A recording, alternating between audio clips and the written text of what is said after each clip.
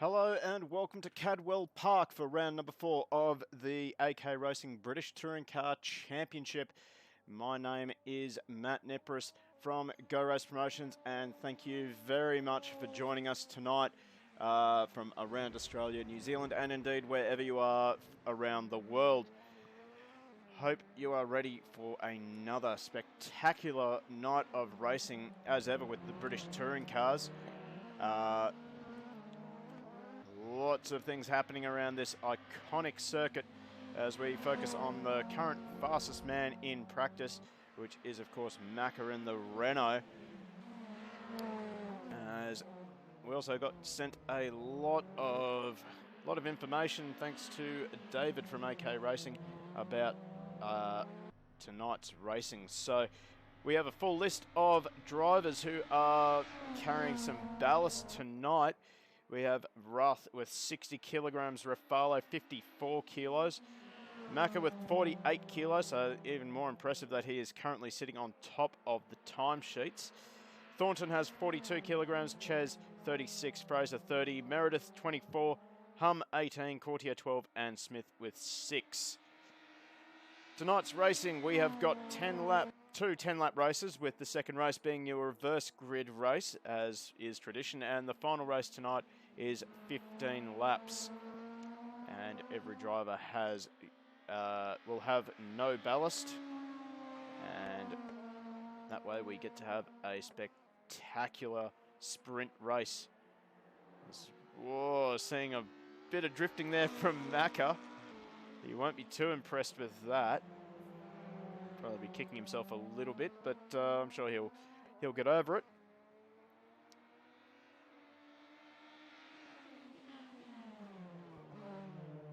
Of course, Cadwell Park, not a very easy track to get your head around.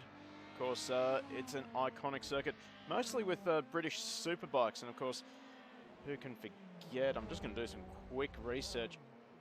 I believe it was an Australian. I think it was Josh Brooks with his famous airtime at the Cadwell Park jump. And hopefully, if Macca does another lap, we will jump on board with him so that you get a good view of what the drivers are running around on tonight. So we're heading up towards turn number 1. Whoa! That's not what you want to see as you come around turn number 1, a car parked in the middle of the circuit. As you can see, this track is rather narrow, and it's very much an undulating course.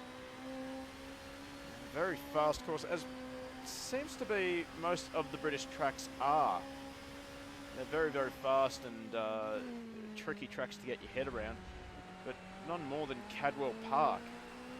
As you can see, not a lot of room. The track does look very narrow. As we start to make our way back down the hill, as Macca does get it right this time, so well done to Macca. And now we start to make our way to the infamous Cadwell Park jump. As we come into this tight left-right. And here it is, the Cadwell Park jump. Not seeing a lot of air time from the British touring cars, but certainly the superbikes definitely like to do some motocrossing. And then into this tight hairpin before we round the final corner. Macca being very aggressive over the curbs, and he will complete a lap for us around this iconic circuit. In fact, we're going to quickly leave Macca, and we're going to head over to the Cadwell Park jump and just see if we have anyone actually fast enough to get some airtime. Almost. 10 out of 10 for trying. But, gee, no wonder we see superbikes getting some airtime on land. Look at the gradient there. That is amazing. An absolutely bonkers track, but certainly a fun track to race around. Let's get that nice and let's get that pretty well right down pat. And as usual, we focus on a bit of the circuit and no one is here. Here we go. We've got a car coming around here. I believe that... I want to say that is Tom Lauder. No, no airtime. No airtime. Here we go. Macca. Come on, mate. No airtime. So I think it's very unlikely that we're going to see any sort of airtime from the British touring cars there, at least not on the same scale that we see the British touring cars. There's, oh, what has happened here?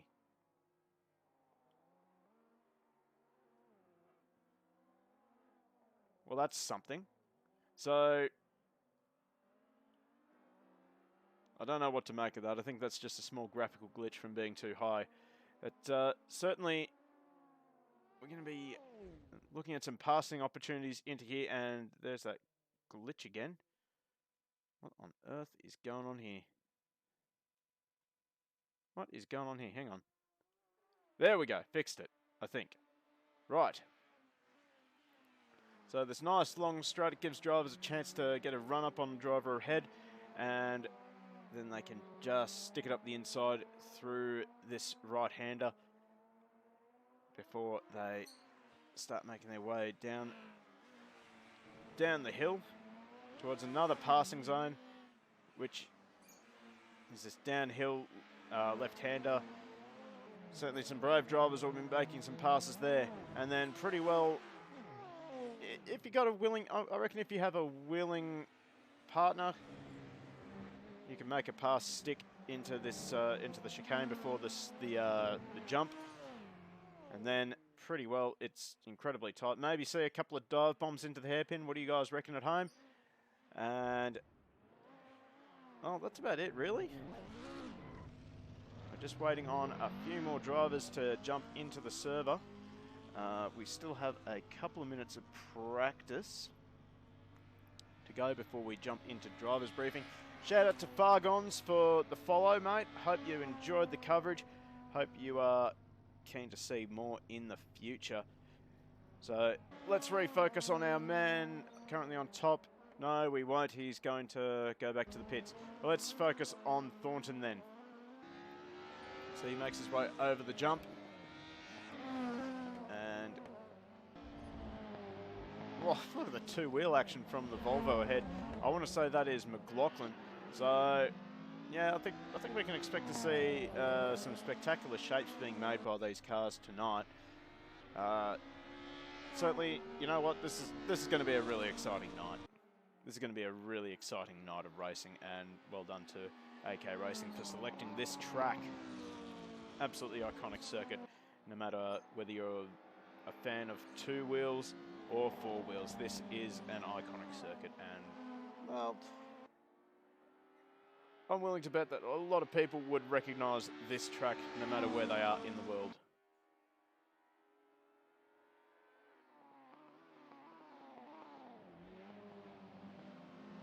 As you can see, McLaughlin perfectly demonstrating a passing maneuver up that long back straight. So I do like it when the drivers start proving me right. He's just managed to keep that car on the track. Spoke too soon. Oh, we got cars off everywhere. And this is only practice. I guess a bit of a hit there from Thornton. And well, he'll rejoin the circuit. All good. Nothing bit of cut and polish can fix.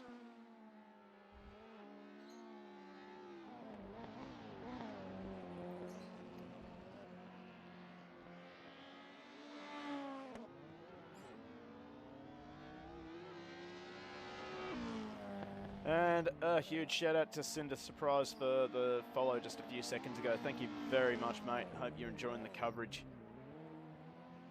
And hopefully we got a few people from YouTube making their way over to the Twitch channel tonight. Obviously we are now putting up all our races on our YouTube channel, so if you've got your YouTube account, maybe head over to Go Race Promotions on YouTube and drop us a like, or a follow, or a subscription. I forget what it is. It's been a long time since I did much with YouTube. Well, let's have a look at Fletcher in one of the Vauxhall Cavaliers. Currently 4 seconds off the pace. This is not an easy track to get your head around. It is a bit of an endurance test, even though it's a sprint race. I certainly think a lot of the drivers with those fancy direct drive steering wheels, they're going to be regretting it tomorrow morning.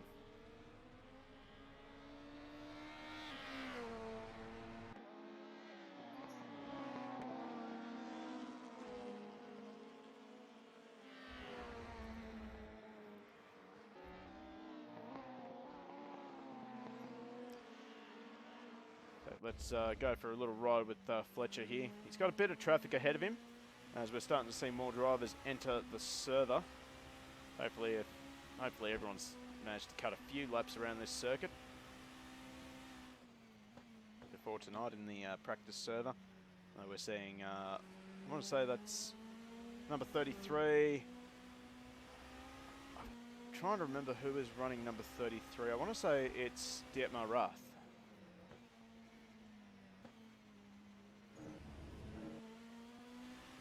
Of course, feel free to correct me.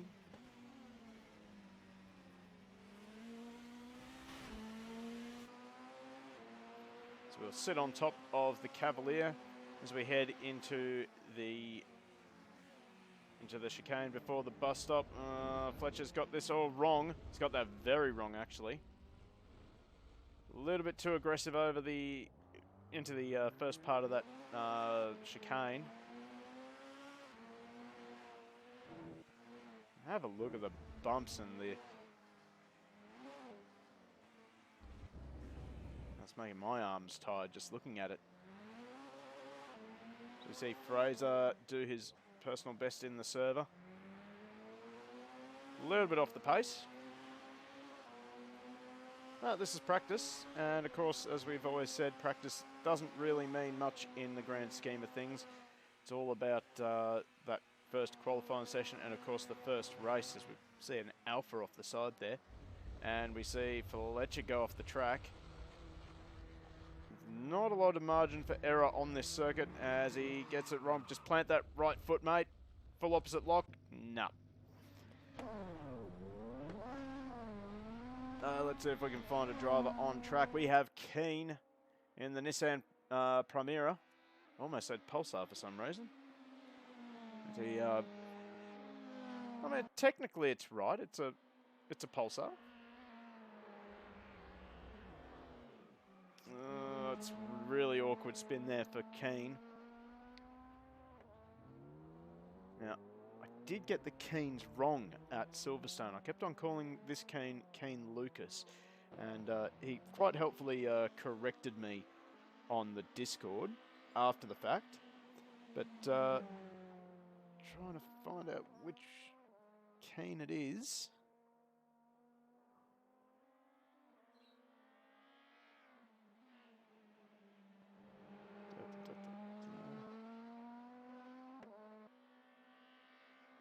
We have too many Keanes in AK racing, that's for sure. So we're watching Keane here make his way tentatively around this circuit.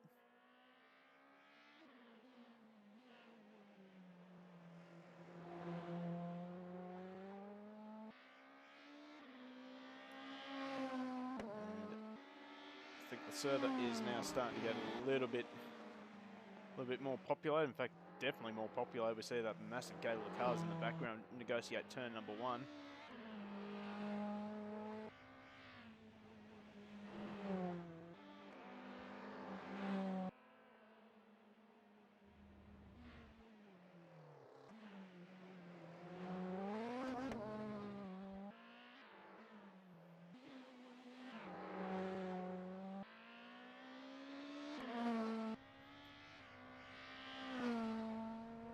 So who at home is a big fan of this circuit, and what's the best racing you've seen around the Cadwell Park circuit?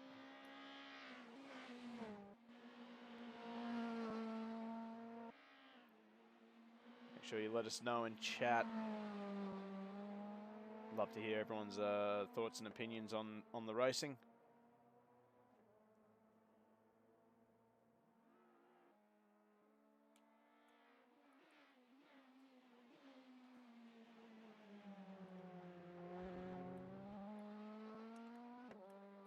As we getting into the dying stages of practice. I'm sure we'll just about make a move into driver's briefing before we get into qualifying. Of course, that's when we start seeing everyone putting everything plus the kitchen sink on the track. Certainly one of the more exciting sessions. Second only really to the race, and we've seen some brilliant racing all season long so far in the British Touring Car Championship. Of course, Silverstone, we had a massive battle for 7th of all places. And if memory serves me correctly, there were about 5 or 6 drivers involved in it. And I think each lap, the leader of the battle pack had swapped around. And it was just so exciting that we completely forgot about the leader once again, who just drove off into the distance. I believe that was Chris Ruffalo in race number 3. So he didn't get a lot of airtime, which is unfortunately the case in a lot of these races. We just seem to forget that there is a race leader and just focus on all the little battles. But still, that's the most exciting part. And we're happy to bring you all the exciting moments of the racing. As we see Fraser improve his lap time of 35.4, while we continue to watch Keane.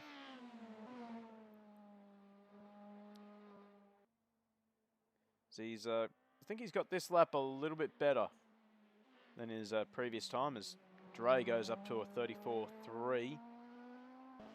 As the minutes tick down for the final practice.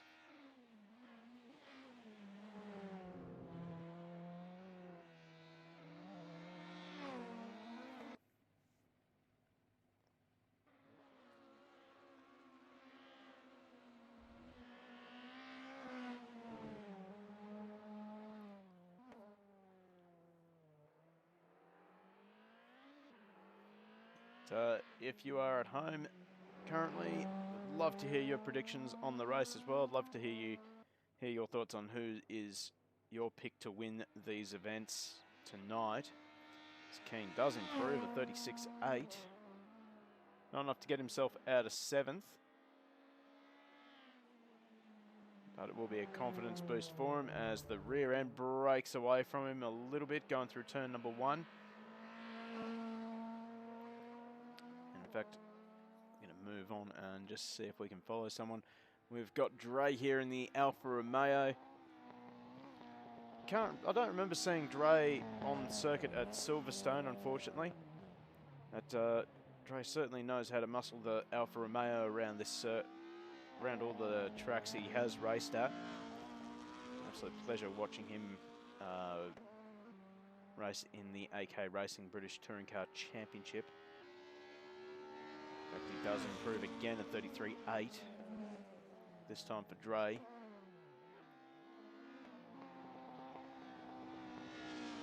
I'm sure we will be looking at making a move into qualifying soon.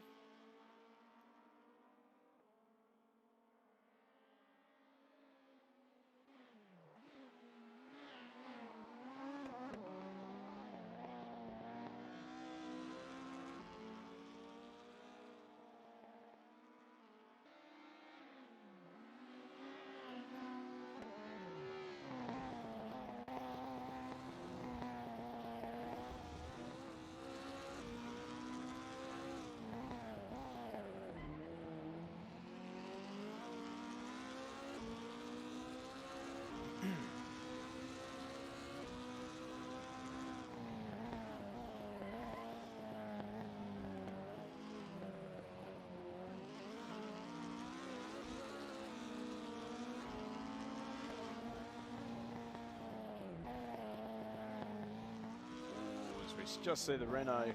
Not sure who that was. I want to say it's either Meredith or Brister in the all-green Renaults. Not really getting the twists and turns of the final sector right, and just binning it in front of Dre. So Gray continues on another lap.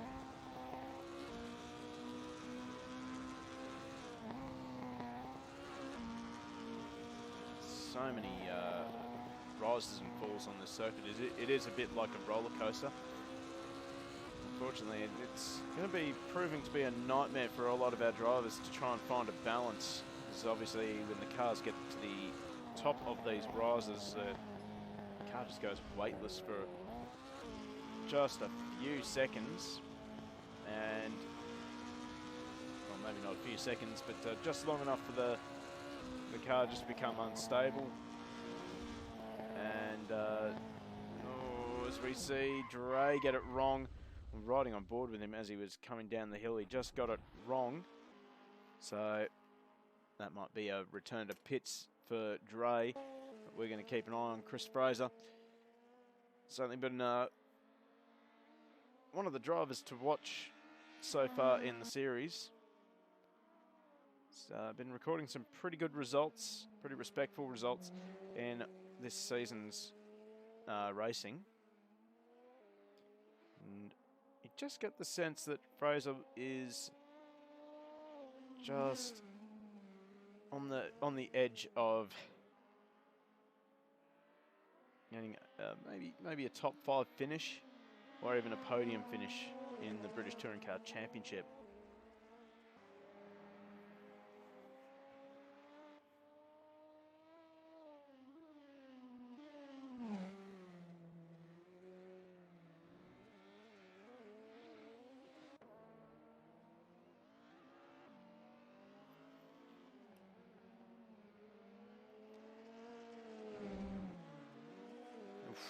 Speaking of airtime, probably going to see a lot of that tonight.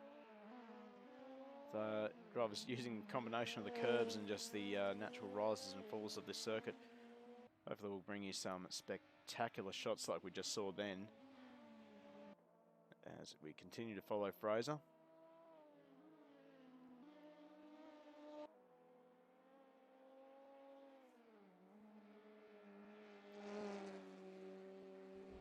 As we must be getting close to start of qualifying.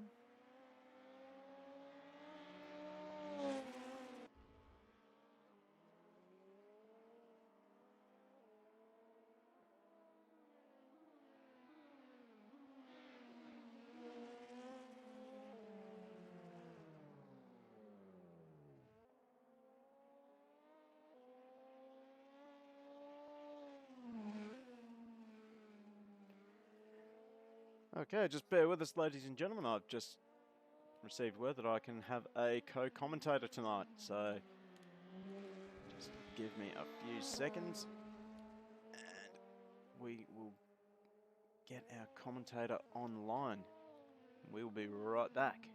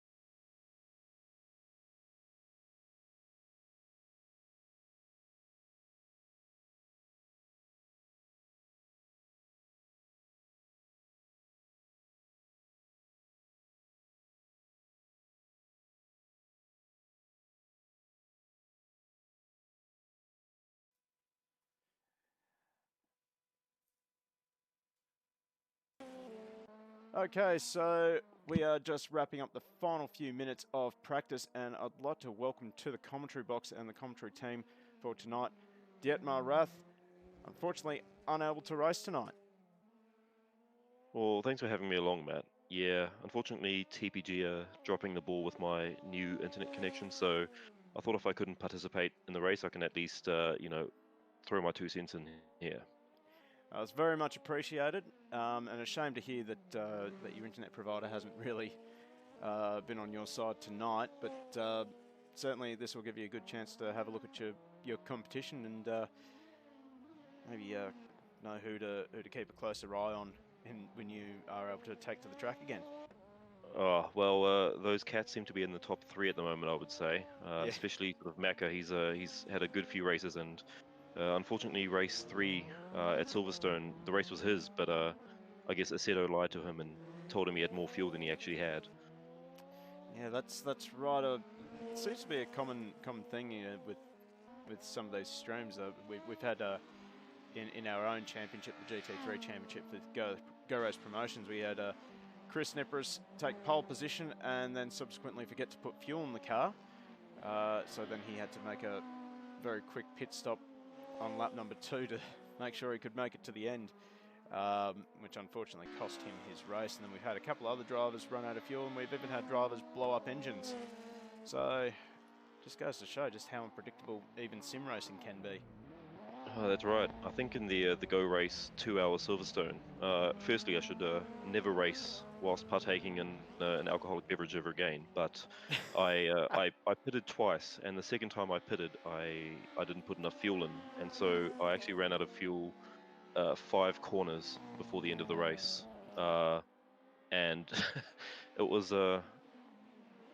definitely a disappointment to say the least, but fun nonetheless. I think we've all been there. I think I've definitely run out of fuel on the final corner of a final lap, Oh no. which was heartbreaking. I mean, I was sitting in 7th at the time, I think.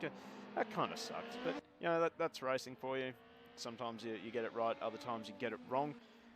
But, certainly, just have to live and learn, basically. And I think I'm definitely going to start getting breathalyzers out there. Well, Chris seems to have a bit of a knack of almost improving as he gets a bit a bit more inebriated. Maybe his inhibitions seem to be lowered, and he has a few more liberties taken, with maybe some finer lines. Who knows? Are we talking about this gentleman here, Chris Rafalo? Yep. So that's the secret. That's the secret.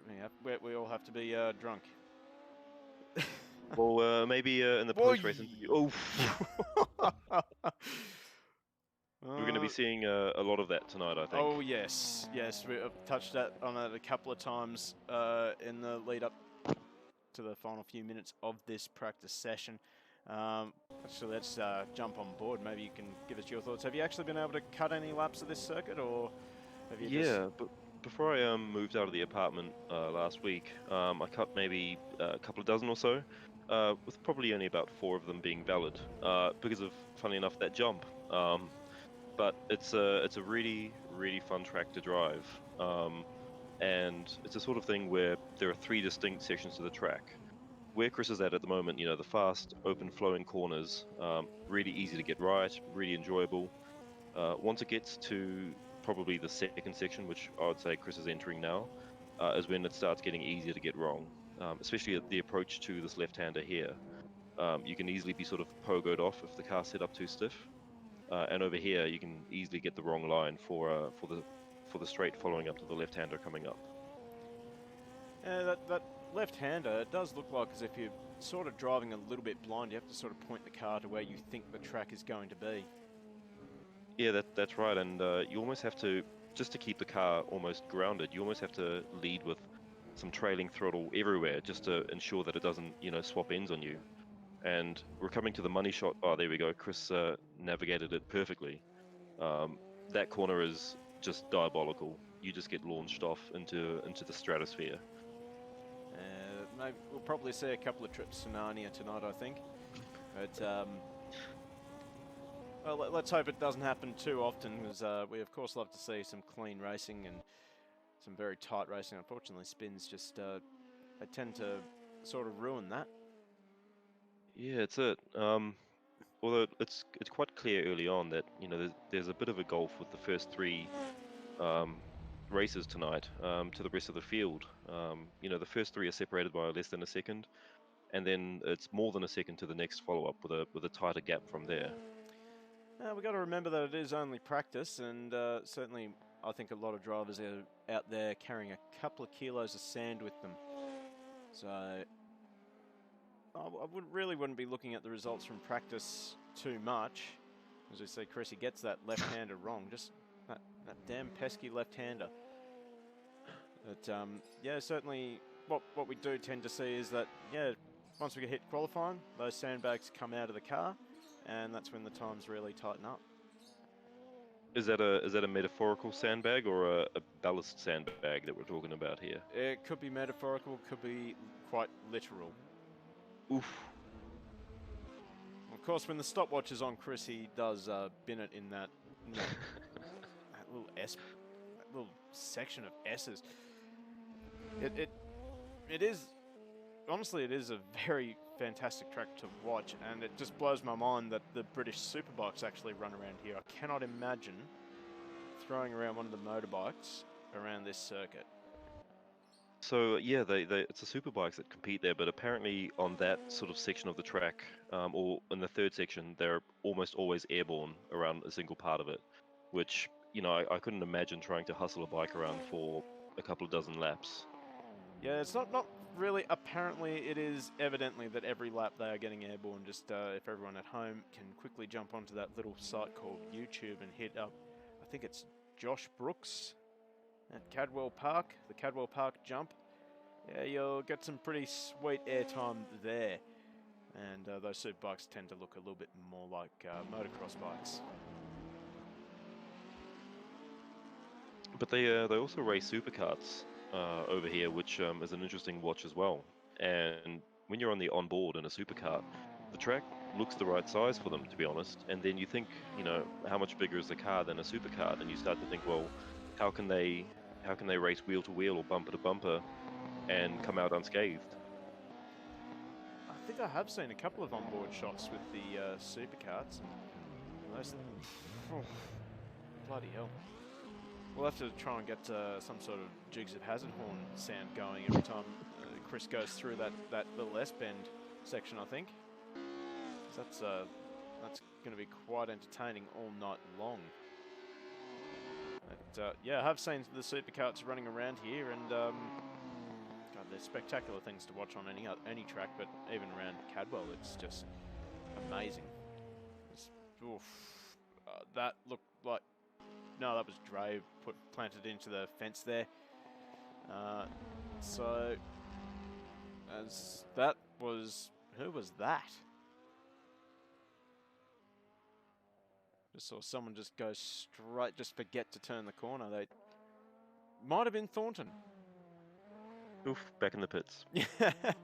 I think we have our culprit. Well, let's have a look at Anton Ches, currently fourth in the session, 2 seconds off the pace, but once again, it is practice. No one really cares about practice. Got a little bit of a slide there with the Alpha. But he managed to gather it up. See how he handles the Cadwell Park jump. Well, no jump. I'm really hoping that someone will try and jump one of those cars across the jump. But, it's all good. We've certainly got... Very neat and tidy for him. Yeah, very tidy. He's kept all 4 wheels on the track. Unlike Mr. Rafalo behind him. But anyway... I suspect that's where a lot of the gulf between Chez's time and, Macca, Thornton and Rafalo's time comes into it. Even when I was racing around there myself, I could find, the best part of a second there when the car managed to stay on the ground. But it's racing on a knife edge. You get it ever so slightly wrong, and you've left the Earth's orbit. Yep. NASA should be taking their rockets to Cadwell Park, not to Houston, Texas, for their launches.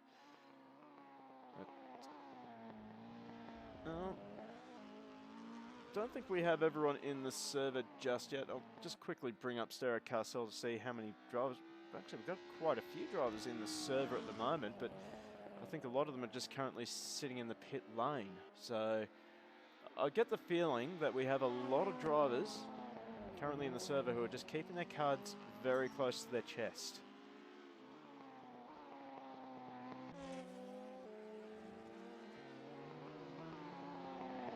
As I say that, Williams just pops up into the 10.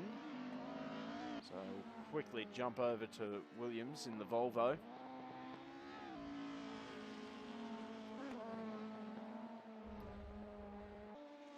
So we see yet another car get a little bit wrong behind. That, I'm going to say that is Thornton behind. Just judging by the body language of that car, certainly very aggressive. But, he'll be doing what he can to pick up those 3/10 to knock Macca off the top seat. Oh, let's jump on board quickly with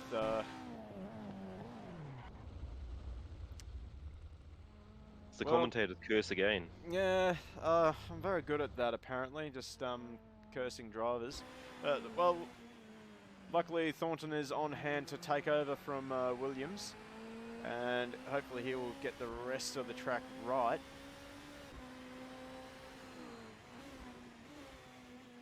As this is looking like a very stable car. Getting a little bit of airtime. Oh, geez, that's aggressive, and that's a Honda facing the other way. So, probably not what you want to see going through that that final section of lefts and rights. And it's almost very blind heading into those turns. So, I don't think driver's going to get a lot of warning if something goes wrong ahead of them. We also see that McLaughlin has jumped into 4th position here in the practice session as well. So definitely shaking up the leaderboard there. And a Volvo too. Good to see. Oof. Flirting with danger a little bit there. Geez, that looked really smooth.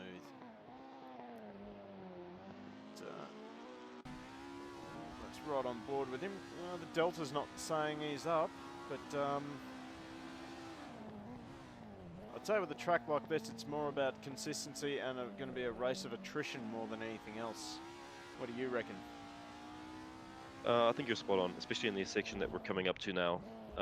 As you see there, just getting it ever so slightly wrong. It's a matter of life or death, really.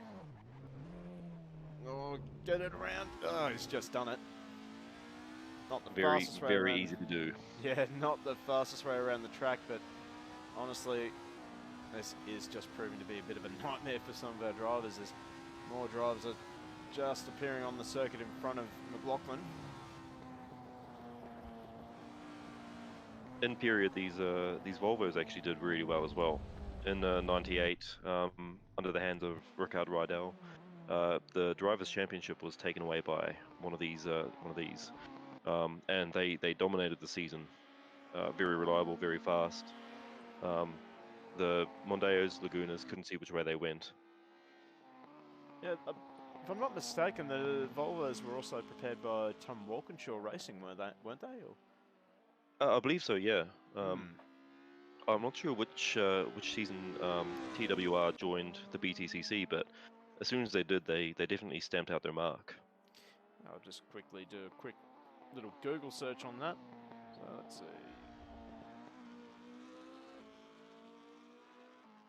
Touring Car Championship, we'll find out when they actually joined.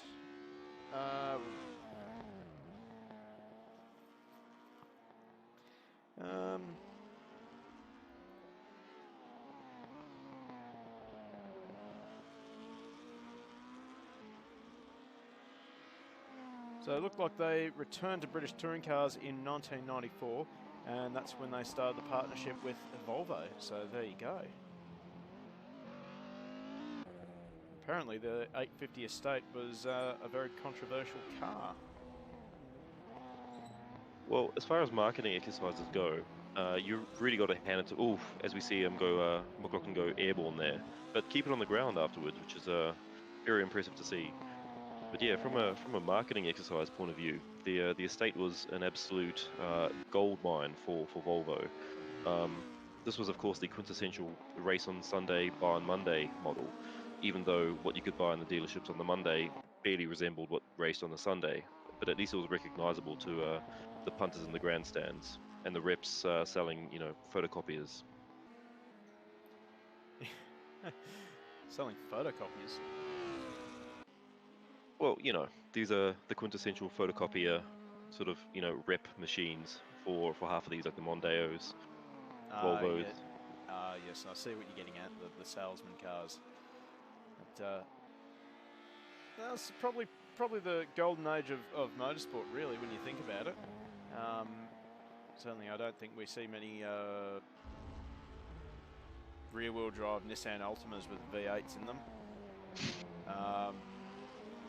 So definitely do prefer the British touring cars. I think it wasn't that long ago. I think it was maybe 2 years ago that Honda ran a station wagon of some description in the championship. As we see, McLaughlin decided to see if his Volvo had four-wheel drive. As there we go, that is the end of practice. We are finally into qualifying. Ooh, is that Raffaello at the front, followed by Thornton?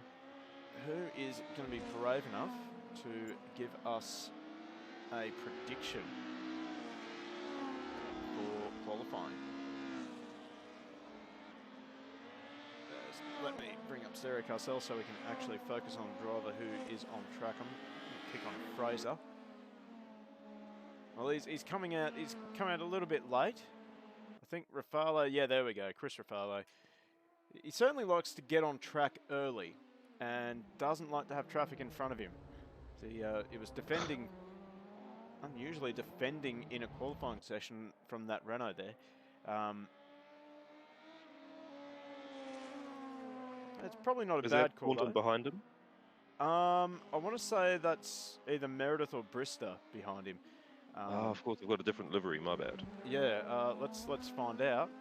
Yep, it's Meredith. So he'll be doing what he can to imitate Chris's lines here. A lot to be learned from Chris, not just in driving BTCC, but pretty much anything he turns his hand to. He's fast in GT3s, fast in the V8s. You name it, and he's got a way to hustle them around the track. I have to agree with you on that, Chris. I've mentioned it that many times on stream that Chris is certainly becoming one of my sim racing heroes because just how smooth he is on track. It is, even just talking to him about his philosophy on driving, it is absolutely professional. The way he talks about just one movement and one application with the brakes, with the throttle, it's really what makes him so good in anything you put him in. And not just that, but doing that lap after lap, same point after same point, hitting every apex. It's definitely something that's learned not just over time, but there's an innate skill there as well that he's just fostered and developed over time. He's of course my teammate in BTCC, but also in the Velocity series with Team Winfield Nando's, and he's taught me a great deal just in the few months that I've been kind of racing with him. So definitely one to watch. You can pick up a lot from his driving habits that'll get you not just tenths but seconds sometimes. Yeah, that's correct. Smooth is quick, as the old saying goes, and Chris really embodies that from top to bottom. So you'll maybe not so smooth through here, but I think that's a section of the track that you sort of have to just bite the bullet and go on a knife's edge. As he rounds the final corner, and we'll see what sort of time he can set for the rest of the field. He doesn't look like as though he set a time. Maybe that lap was invalidated, perhaps? In fact, no one's setting a time. So Meredith didn't make it around either, unless ACTV is not playing the game. Oh, there we go. 130.1 for Rafalo. Yeah, there we go. I don't know why that's not turning up on our tower. But let's see if we can't focus on Meredith now. 131.2. So got a little bit of time to make up. No idea why is AC Tower not giving me times now. But as you said before, it's more than likely going to be a race of attrition. So, you know, those tenths might not matter so much in the great scheme of a race. But every position you are closer to the top, that's in your favour. If you're buried in the mid-pack, chances are you're going to be involved in one of those accidents. So, from a spectator's point of view, I guess that's why we enjoy the BTCC so much, is those altercations and a bit of, you know, rough and tumble racing. Are we referring to a certain Scottish driver that was going for first? In watching the season reviews of BTCC 94 to 99 at the moment, it's a wonder that more of the drivers didn't get involved with more punch-ups than they did. A few of them got very close though, of course. One, Rickard Rydell, was actually pretty fired up on a number of occasions as he was fighting for the title. Yes, as we finally have a time up on our board, and Meredith a 30.056, so that's your quickest time so far, or at least one that's registered on our tower. As immediately Meredith runs off track, and his teammate Brister in the other green Renault runs off as well, so a bit of a sympathy bin from Meredith as we see Deaky go into second. So we're not going to see an improvement from Meredith as he tries to get around his teammate. But, quickly swap over to Meredith in another one of the Volvos. Currently second in this session, and hopefully some drivers have actually set a decent lap time and it's just not showing on our tower. Otherwise, I have a feeling a few drivers are going to be in trouble. We've only got 4 minutes left in this session as Keane goes up to third. And Macca, there we go. So now times are starting to roll in. So Macca with a 130.4 as we see Deaky Bennett coming down the hill. So I've really got to get a bin emoji for chat, if I'm honest.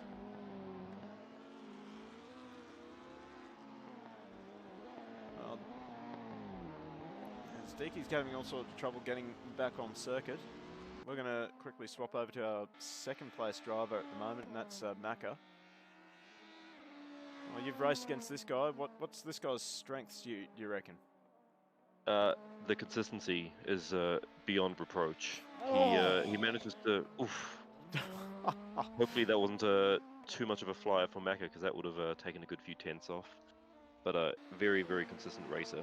Lap after lap, hits those apexes and just maintains his speed so well during the course of a race.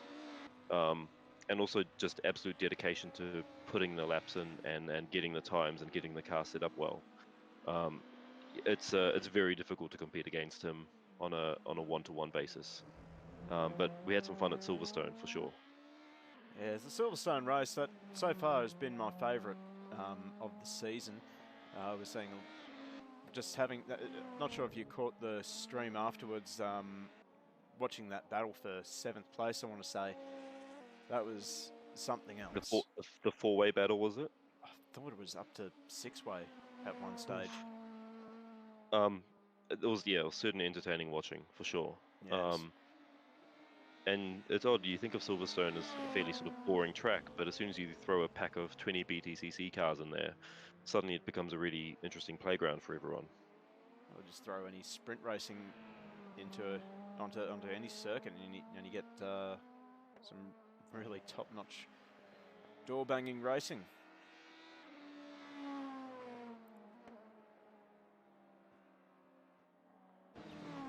Continue to watch Macca. He comes down the hill without a car, without a Primera going across the circuit in front of him this time. So hopefully he will be improving his time this time by Let's have a quick look down the timing board. So we're having, there we go, Thornton up to P1. So we're going to leave Macca quickly and have a look at our new provisional pole sitter in Thornton. 29.8. That's pretty rapid. Another really consistent quick driver, not just in BTCC, but also in the AKV8s.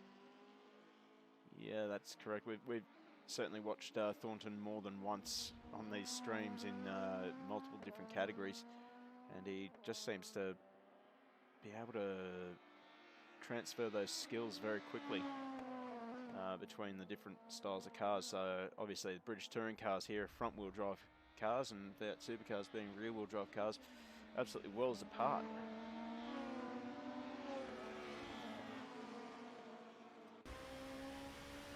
As we now jump on board with Thornton.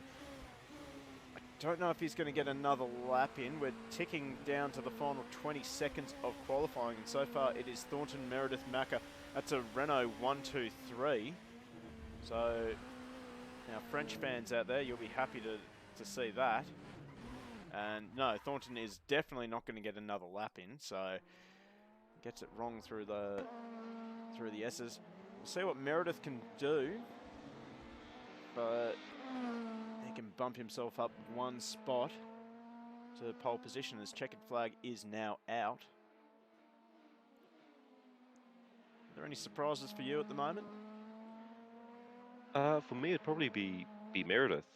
He's really got a good turn of pace. Ooh, McLaughlin goes up to 4. Yep. But Meredith's really got a good turn of pace on him in recent times as well. You know, battling with the top 3. So, you know, really, really good to see from him. Yeah, just touching on that, so Smith and McLaughlin both up into the top 5, and both of them within a second of Thornton's 29.8. But yet to see Rafalo pop up on the tower.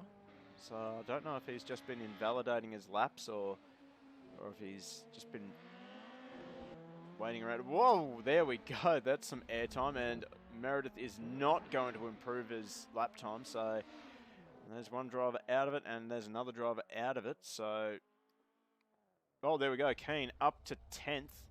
Great improvement for him. Now within 4 seconds of the pole sitter. As that looks like Cordier crossed the line, and that's the end of qualifying. So we only saw 14 drivers make it onto the tower, but here is the final qualifying result. So Thornton on the front row, next to him will be Meredith. Rafalo manages to break up the Renault trifecta there and put himself onto 3rd position. Macca in the 3rd of the Renaults. He's into 4th, while McLaughlin, Smith, Fraser, Chaz, Courtier and Deaky make up the remainder of the top 10. Cross over the page quickly, and we'll see that Keane, Dre, Williams, Fletcher, Hum, Ferguson and Brister. That is your grid for race number 1 tonight. 10 lap affair. Then we move on to race number 2 with a reverse grid. Is anyone predicting any results yet? Because I'm not going to make a prediction.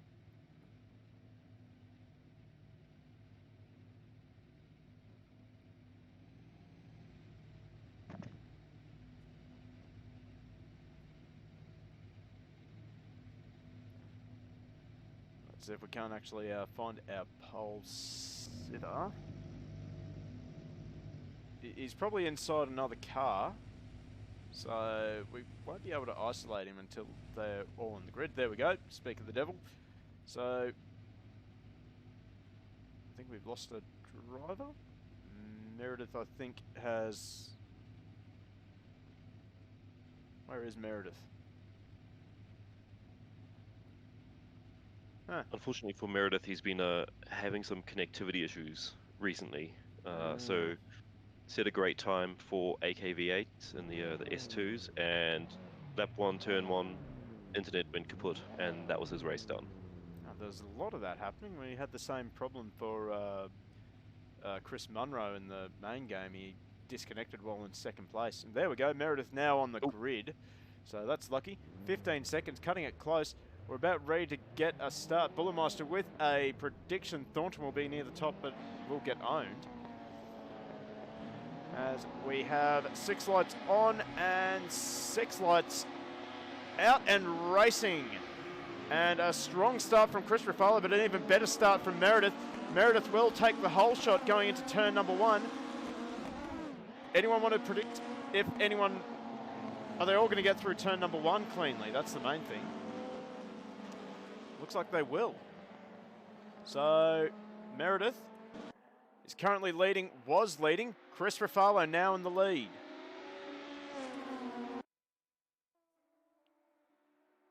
Oh, great stuff. He'll be happy with his first few corners, going from 3rd to 1st. As Meredith trying to fight back instantly. Not able to get it done. And he'll be probably vulnerable as we have 3 cars off the... No, just 2 cars off the track. That's Ches and Deaky. And we almost had, I think that's Brister, who manages to avoid the carnage there. And we have another car off the track. That's Fletcher and Ferguson off the track. And I think Smith off the track, well off the track. He almost needed his pass to get back onto the track. Oh. Not even the hairy part of the circuit either. Oh, well, we're getting into the hairy part of the circuit now as the leaders make their way over the jump. Ruffalo's starting to pull away a little bit. He's got a car length between himself and Meredith. Meredith trying to defend from Thornton. Looks like they all get through cleanly. We'll make sure as Macca manages to pull it up just as we have 1 car off the track. Who's that? That is Keane. And he will rejoin safely just behind, looks like Brister. So, Dave Brister, this guy here. Oh. Well, I was about to sing his praises and playing the smart long game, but he's just gone and binned it at the final corner. So, I think this is a record number of offs for the first lap of any of the BTCC races so far. I think we've had more somewhere. I think I'm thinking Donington. We definitely had a lot of offs, but to their credit, around this circuit, I was expecting a lot more binning.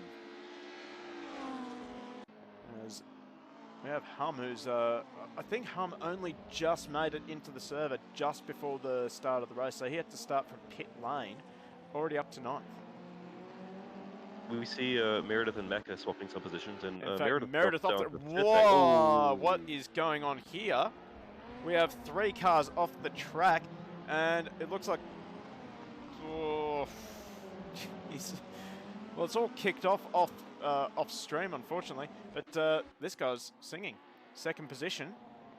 The only person who would be happier with Chris Ruffalo, almost a 10-second gap, and we're not even up to lap number 3. So, oh wow, we also have Thornton down in 17th. So a good pickup there from Bullermeister. As Chris Ruffalo, 31 dead, he's stamping his authority nice and early. He was not hanging around in that field. And Bristol will be happy with his 12th position at the moment too. If he just keeps it up, that's some good points for him in the series. Well, we were talking about a 6-car battle at Silverstone. We've got another 6-car battle brewing here. Have a look at this. So we got Hum, Deaky, Keane, Brister, Ches and Fraser all in rather close quarters with each other. So we're going to jump on board looking at the back of Hum's Mondeo as we see the 2 Volvos currently swapping positions at the front here. Well, they were swapping positions. McLaughlin, I think he's had a bit of an off.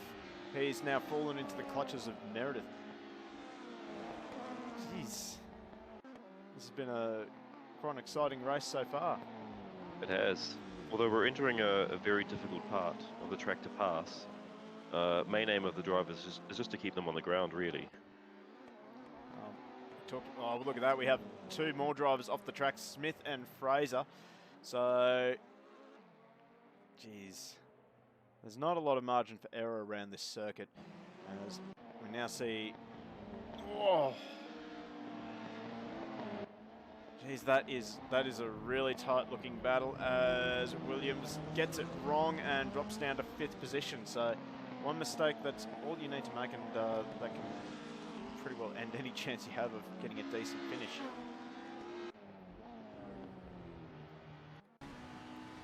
As we're back to on board with McLaughlin, looking back at Meredith. Meredith looks like he has a bit of pace. Oh, I thought he was going to go for a bit of a dive bomb there. So right now, the next right-hander is a good opportunity for Meredith to pass if he goes for a bit of a dive bomb.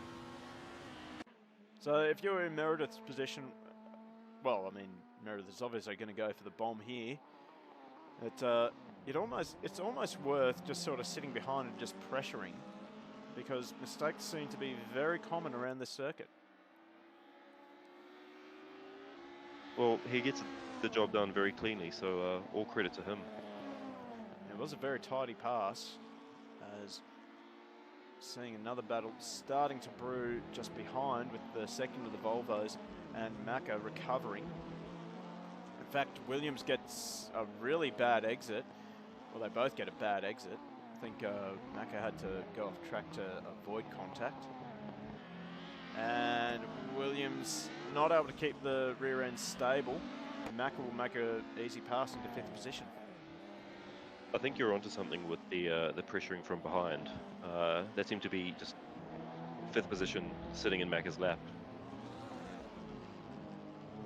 Well, everything seems to have settled down, although we see Fletcher, we joined that right at the right moment. Fletcher again, rear end stability seems to be an issue for these cars. Of course, front wheel drive, nothing in, pretty well no weight in the rear end. We just joined this little battle for 12th with Fletcher just having to do a bit of cross-country driving at the jump, and now he's got Thornton all over the back of him. That's his view from the rear vision mirror.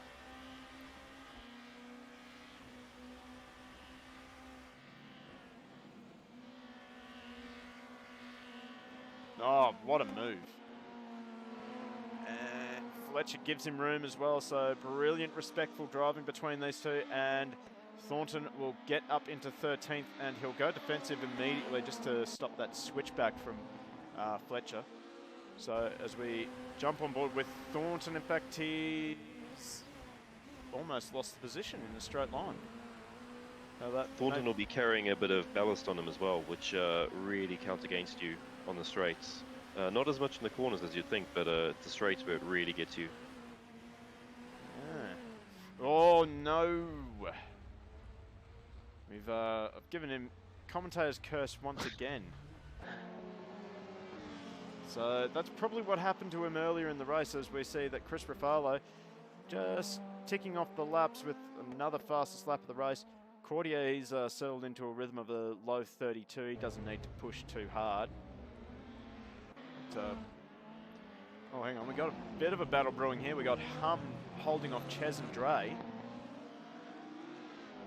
2 Alfa Romeos are sort of trying to be the top-ranked Alpha. I don't think Hum will have to defend from these guys too long if they keep battling like that. And as we see a Volvo off the track, that's Simmons in the, oh, we were just talking about it earlier, the Volvo estate.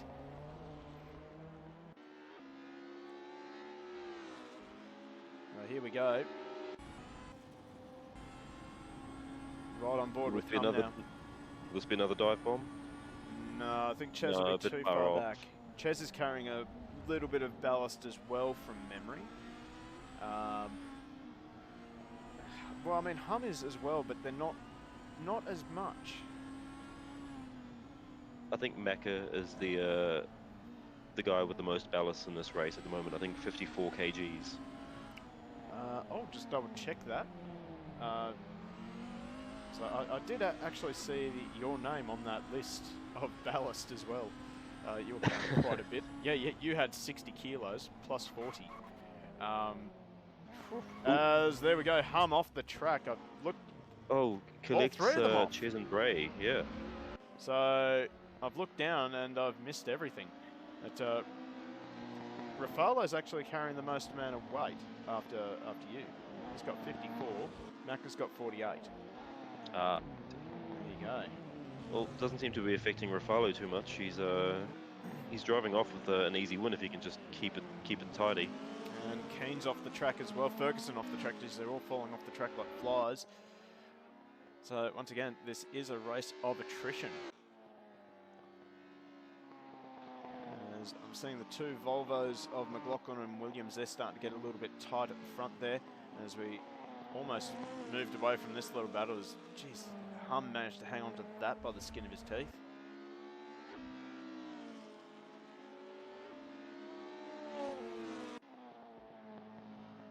So down the back straight they go. I think Hum's got enough on Dre this lap just to defend from him. In fact, he doesn't need to go defensive at all, such as the gap. But it does seem to be a rear end stability issue with a lot of these cars. So, as there we go again, Chris Rafalo, another 30.8. He's just, oh, that was tight just there. Oh no, McLaughlin off the track again.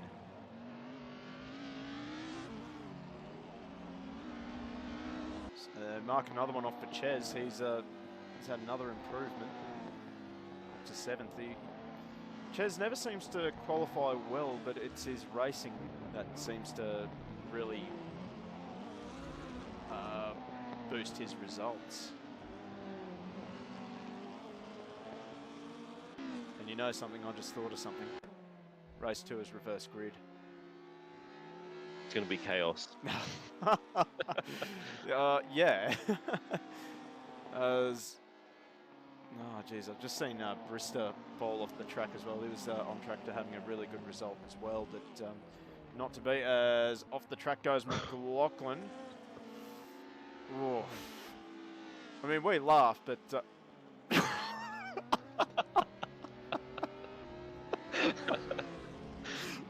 What a glorious time to be following him around. That was driving the wheels off it there, quite literally. Wow, okay. I'm really glad we followed McLaughlin just there. I hope someone is clipping that too. Munro 185, that was amazing. Also, shout out to RC Buggy Racer for the follow 12 minutes ago. Finally got a chance to just shout that out. We're finally getting close to the final lap of this. Well, I don't want to say finally. It's just been amazing racing. Just the bins have been incredible as we're looking from Hum at the front of McLaughlin, and oof, that's going to leave him vulnerable. Oh. He concedes a position there too. Yeah. Just trying to keep the power on the track. Well, I think Hum may have had a bit of an understeer issue, and McLaughlin just found himself on the wrong side of Hum's Mondeo, and he had to brake, so that's cost him momentum, and McLaughlin's gotten through, and we're about to have 5 cars again in a battle pack. So, geez, British Touring Cars just turns it on for us. Hum using the grass, and that might give McLaughlin a chance. No, who's that? Is that Thornton? I think that was... No, that was Thornton. So... Oof. Showing him down in 16th. Well, it's showing him as a DNF now. Oh. No, that's unfortunate. Sometimes that is the best thing you can do, is McLaughlin gets through on Hum. Just call it quits and refocus for the next race, as we're seeing. I'm willing to bet, no, that's not Chris Rafalo, that was in fact Hum. I thought that was Rafalo putting a lap on these guys. But as Hum now defending from Fletcher. Fletcher in the Cavalier, pressuring Hum, and Hum makes another mistake at the jump, and Fortunately, Fletcher had nowhere to go there, and I don't think Hum had much of a choice either. He was on the grass there, wouldn't have had much control over the car.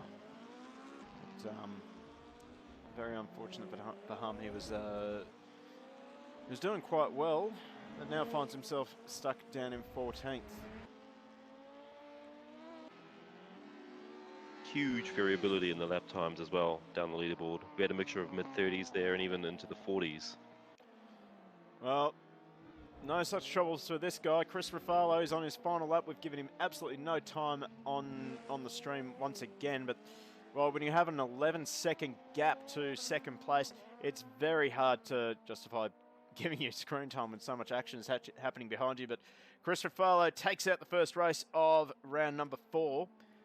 And, well, pretty well daylight second, unfortunately.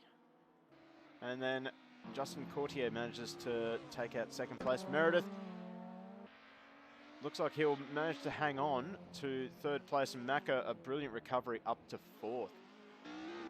In that last lap, I think Macca pulled in a good second and a half on Meredith, so that was some fine driving by him.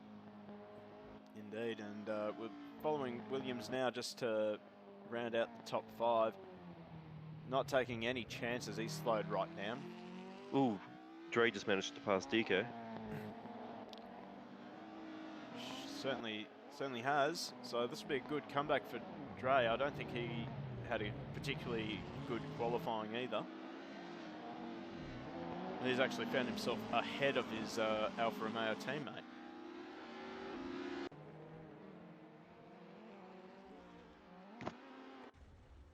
Oh, geez, what an amazing race. I don't expect to see any more changes in position, given that we have an average of a couple of seconds between our drivers now. As we're waiting for Dave Brister. Oh, he's just going to hold off Fletcher. He'll record 11th position. I'm sure he'll be reasonably happy with that. And then we have Simmons rounding out the last of our finishers. So let's return to the pits and have a look at the results from race number 1. So Chris Ruffalo, strong start, took the lead on the first lap, I think at turn number 2 really, and never looked back. Managed to take the win ahead of Justin Courtier, while Meredith rounds out the podium. Macca and Williams take home 4th and 5th, while Dre, Dickey, Ches, McLaughlin and Fraser will round out the rest of the top 10. And we have Brister, Fletcher, Ferguson, Hum, Keane, Thornton. Disappointing result for Thornton without a doubt. Smith and Simmons rounding out the last of our finishers. Who was it that started late? I think it was Chris Fraser. He managed to get into the server just before the race. He's managed to score a top 10. Brilliant effort from Fraser.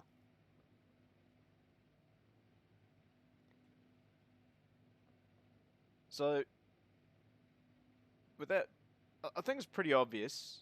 Driver of the race has to go to Chris Ruffalo. Like,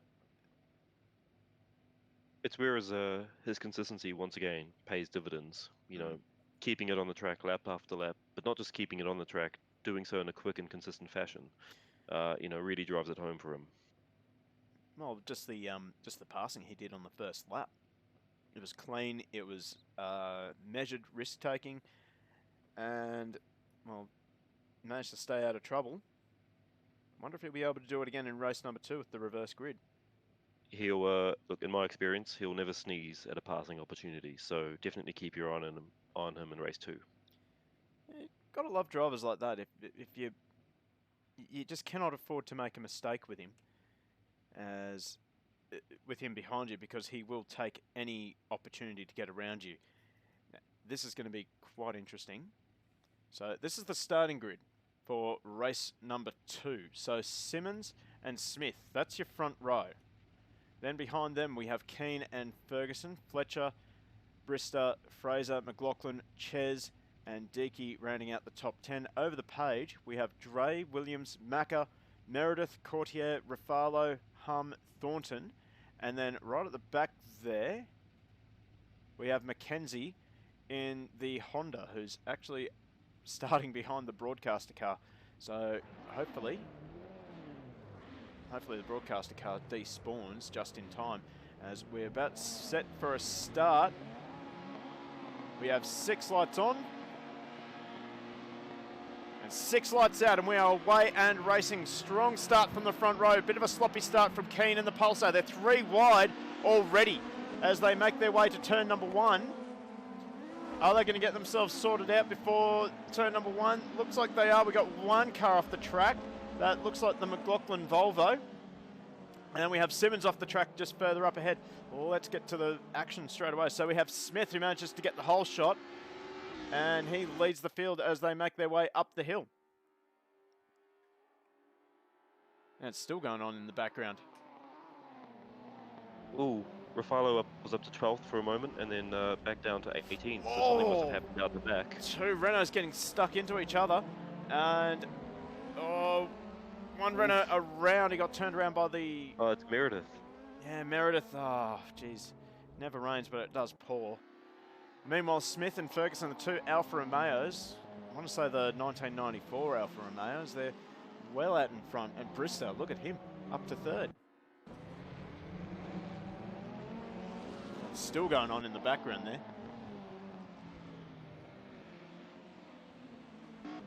Fletcher making a very bold move before the ski jump, and in fact they're all off. Some very good progress by Courtier as well in the first lap, up to 10th. They're all off. Up to 9th.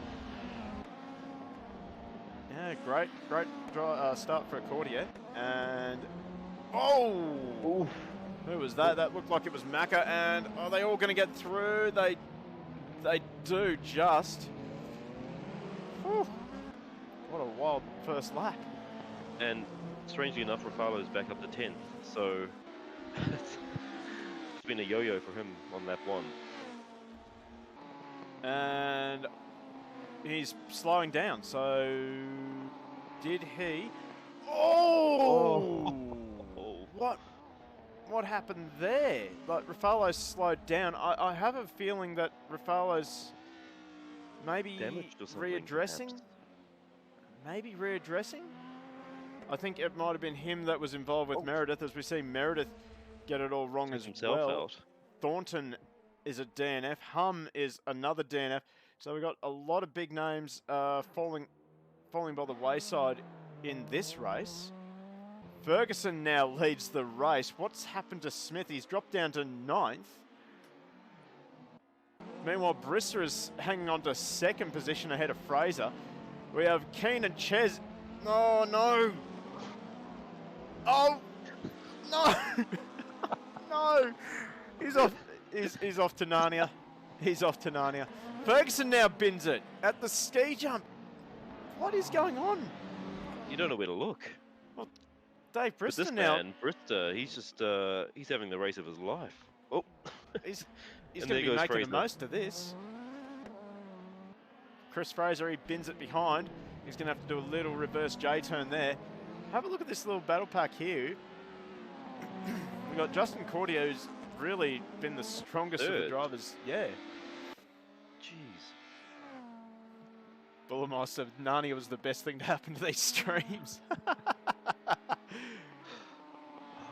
It's that commentator's curse again, though. Every time you focus on someone, something happens. Well, I think for Dave Brister, as we see a car way off the track, who was that? Who was it? Oh, it was one of the Simmons. Volvos. Yeah, there we go. These guys using keyboard. Using a mouse. Velocity Racing League, thank you for the follow, mate. As now Courtier puts it up the inside of Keen. And there we go. So Courtier up to 2nd in just less than 3 laps, really. And there's only 4 seconds separating him from Brister. I expect him to close that gap considerably in the next couple of laps. As we see Keen off the track, he hands 3rd position to Smith. So Smith, who was down in 9th just a few seconds ago, is now back onto the podium.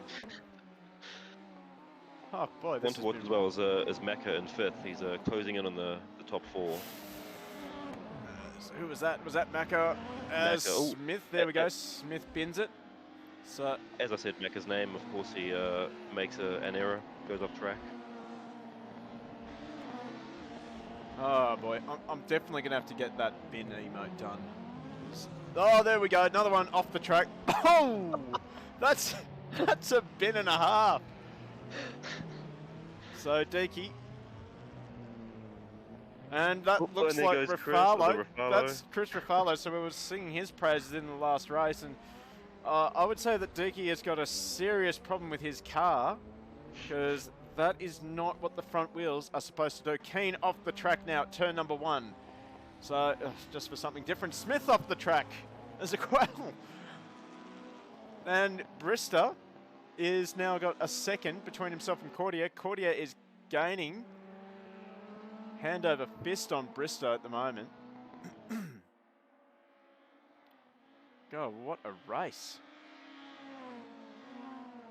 So, Bristow will be under a lot of pressure now, but it is also quite possible, while you're leading the race, to pressure the driver behind to make a mistake. So, we're coming up to a section of the track that is really, realistically, just one line. So Brister shouldn't need to worry about looking in his mirror. No, just focus on ahead of you. Stick to your rhythm.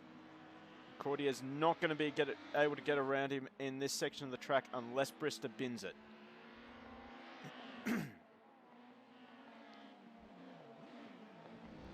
And a very liberal use of the racing line there. So Brister leads another lap. We're approaching half race distance. We're going to jump on board with Brister now, and we're going to look back at Courtier. Got a bit of a gap now, a couple of car lengths. We're in a section of the track that Brister will be vulnerable to an overtaking manoeuvre, as we're seeing all sorts of weird shapes from Courtier's car. Here we go, Courtier's got a run. Brister's gone defensive early.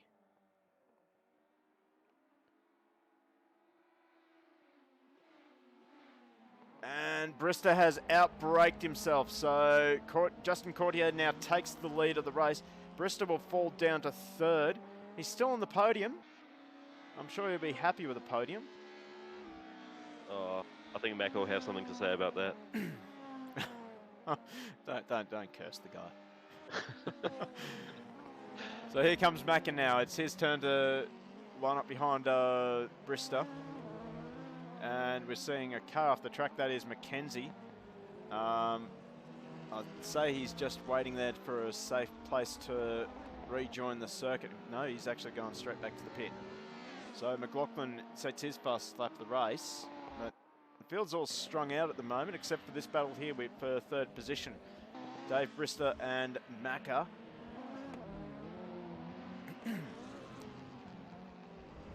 So, jump back on board with Brister now as we look back at Macca's Renault. So, Macca will be looking for a passing manoeuvre, maybe going up into turn number 2 perhaps. Go for a bit of a dive bomb. No, not close enough this time by, but Brister runs it wide. So, Macca now onto the podium.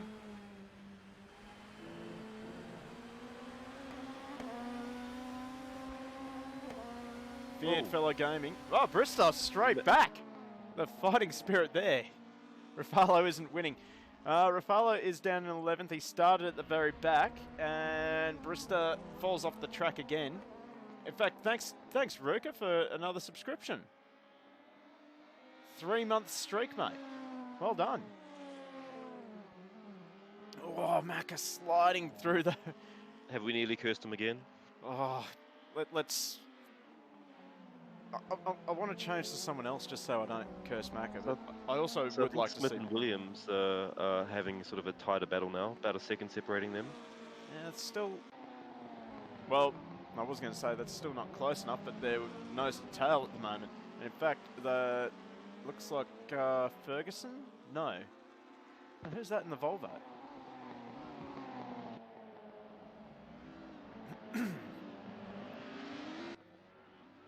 Is this... No, that looks like a lap cut. Who is that in the Renault then? Is that Meredith? It is It must be. Meredith. I think that's Brist's teammate Definitely in the is. It's iconic Meredith. Nescafe livery. So I have no idea why Meredith is showing so low on the timing board. He might have had an off and be a lap down, but still be keen for a battle. Oof, definitely on the limit there. Sliding the rear of the car around. Meanwhile, this is important as well. So Chris Fraser up the inside of Macca. They're going to touch door handles. And Macca is trying to stick it around the outside of Fraser, but he'll have to fall in line as we jump on board with Macca at the moment. Looking at the back of the Rapid Fit Mondeo. In fact, also Anton Ches is catching Justin Courtier. I've just noticed on the timing board. Yeah, Ches seems to improve lap after lap every race, so definitely a lot of progress for him shown in the races. Well, Courtier's binned it, so Anton Ches now finds himself at the front of the field, and he's only got a handful of laps to go.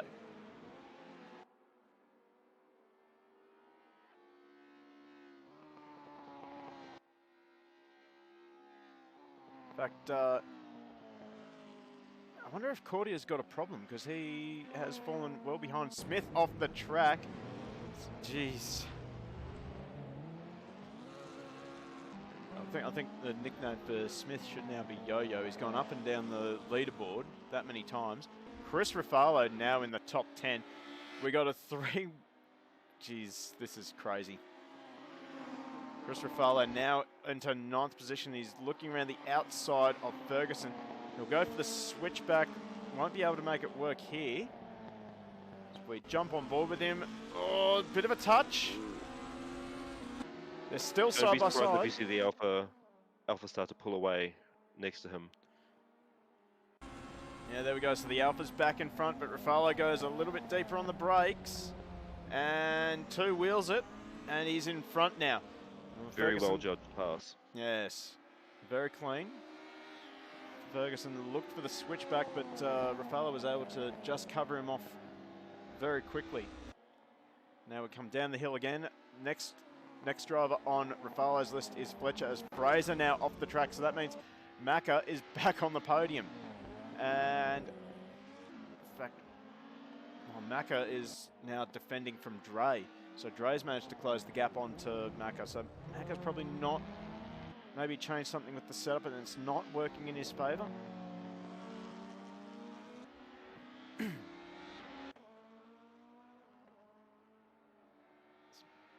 Finding it's very hard to know where to look in this. Well, we've got McLaughlin closing up on Simmons as well. 3.5, 3/10 between them. Yeah, there we go. So McLaughlin up the inside of Simmons just before the downhill left-hander, and Simmons will have to yield.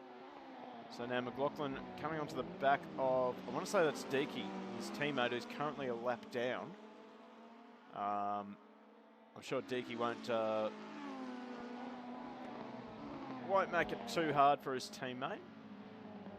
I'm certain. So, oh no, Courtier off again. He's binned it coming down the hill. So I'd say maybe grab the grass, just getting onto the brakes for the left-hander.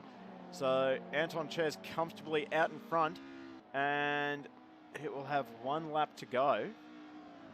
As we see Ferguson off the track again. And now Bristus falls down to 6th place, so God, we cursed him. But at least he led a couple of laps. It was a really strong showing from Brister, actually. I think his best race to date. Well, final lap now for Anton Ches. And I can't see anyone really close to each other, so we might be able to do this final lap focusing on Anton Ches. I'm sure if he bins it, he will blame me.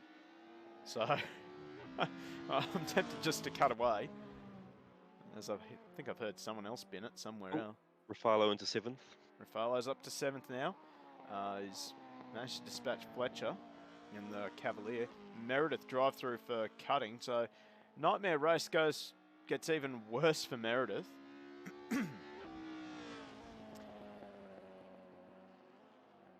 But, well, Chesy's managed to keep a clean nose as he comes down the hill into the left-hander. He's heading up towards the jump. Focus on the driver at the moment.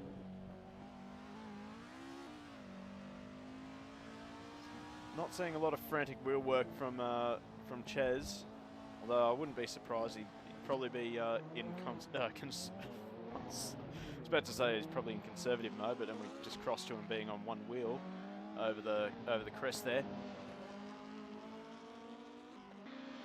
And, well, Anton Ches will take out race number 2 of round number 4. So, well done to Anton Ches. He's played a very smart game. And, well, he's got a 14-second gap to Justin Courtier, who, once again, pick up another second. But Macca really closed the gap on him too.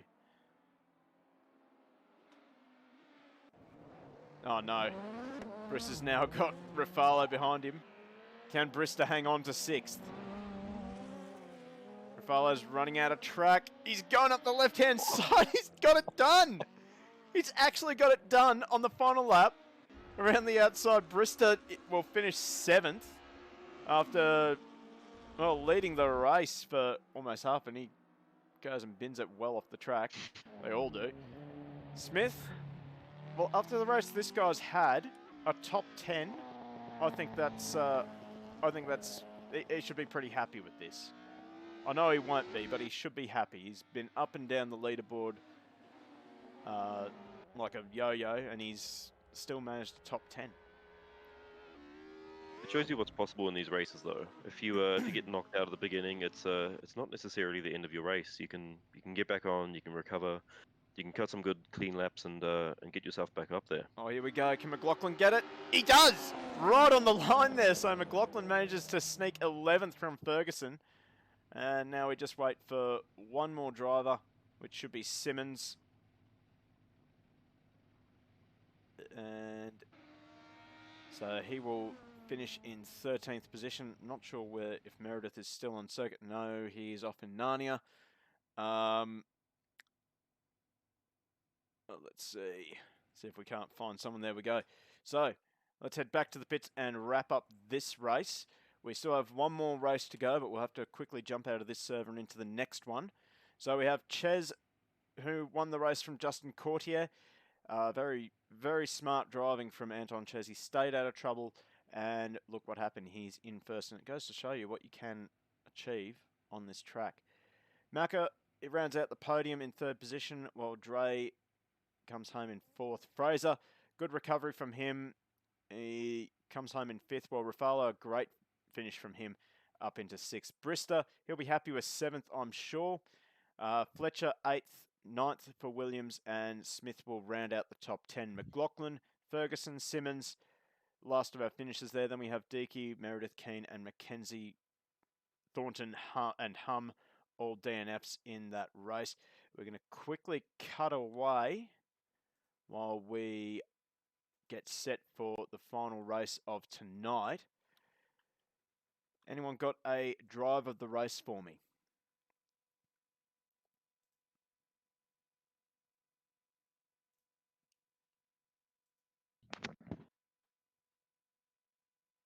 What about you, Demo? Have you got a drive of the race for me after that one?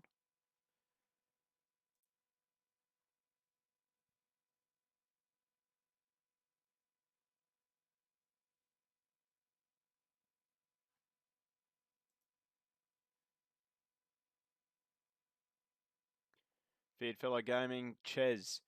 You know, I'll second that one. Anton Ches can have my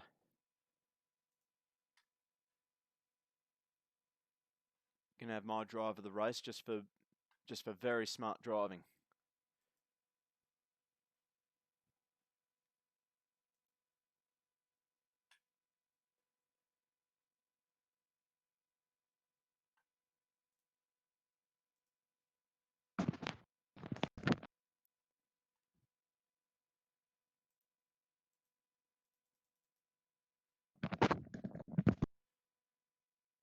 still got you, Detmar?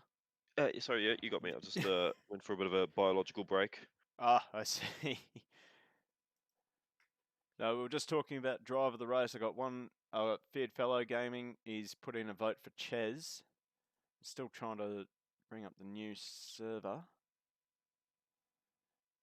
Ches has had a really strong strong showing, especially keeping it clean in race 2 and coming away with a victory. He'll be very pleased about that. Here we go. I think I've found our server. See if I can't bring it up. Hopefully I've got the right password to get in. Well, looks like I haven't been kicked out of the server, so that's good. Yeah, so honestly, Anton Ches, for me, he does get drive of the race, but I think special mention should go to Bristol. He managed to mostly keep that car on the track.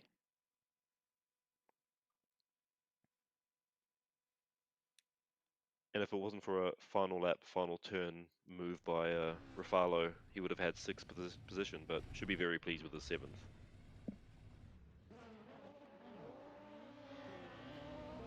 We're just about ready to return to the track. In fact, I'm sure you guys can hear the cars are going on the track for one last warm-up.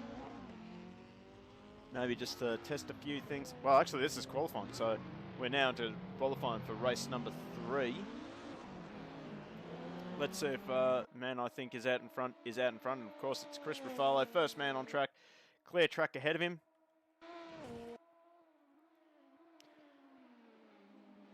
He's looking to do a little bit better than what he did in the first qualifying session.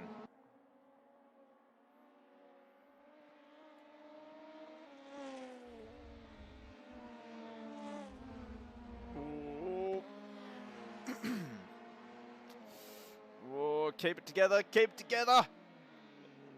Oh, what a save. Someone clipped that. That's a decent save and a half.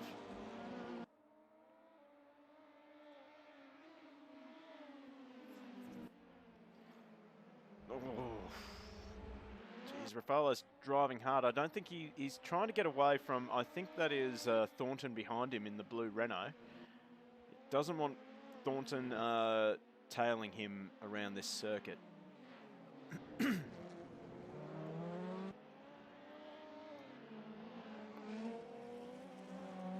So as Rafalo rounds the final corner to start the first lap, we're right on board with him.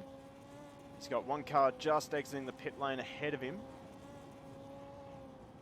Oh, what an aggressive approach to turn number 1. Just flicked it in there, but he's got it all wrong in turn number 2. Oh, he's well off the track. Well wide. That's going to be the end of that lap. So we'll have to find another driver. I want to say it was Macca who was in front of him, or well, behind him. So Macca will be the first one to set a time in this second qualifying session.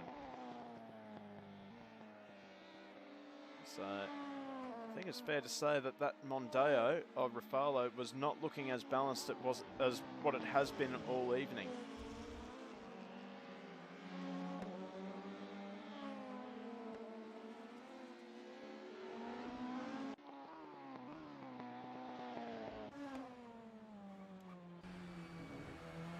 As we ride on board with Macca as we head over the Cadwell Park jump. Yeah, he's got some traffic ahead of him that looks like a Honda Accord, possibly Justin Courtier. Nope, sorry, it's a Volvo. Got that wrong. So Macca now, he'll round the final corner. Let's see what lap time he sets as a benchmark for the rest of the field. It's a 1:29.9 for Macca, so brilliant start, dream start for Macca. Fraser, he'll set the second fastest lap time, a 31 flat. And he has got Meredith, I believe, just behind him. So we'll wait and see if anyone else can top that time. Let's see. I don't think Courtier managed to set a lap time. Simmons now into third position. So Courtier's got Mackenzie just behind him. flashing the headlights, trying to get Mackenzie out of the way. As thank you very much, Cinder. Make sure you share that in the Discord.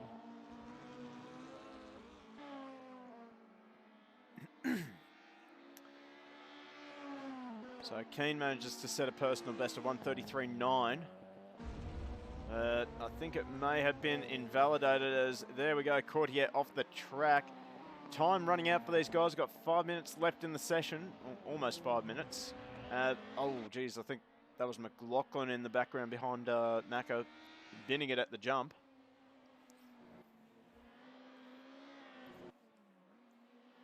Mako will be looking to set another time.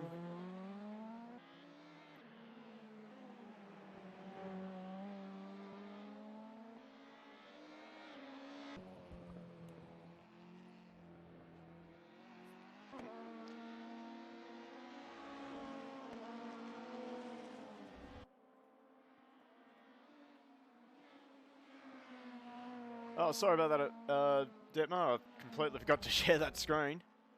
Oh, that's right. I just had some abandonment issues. Yeah, I was wondering why I wasn't getting much input from Rafalo's big save.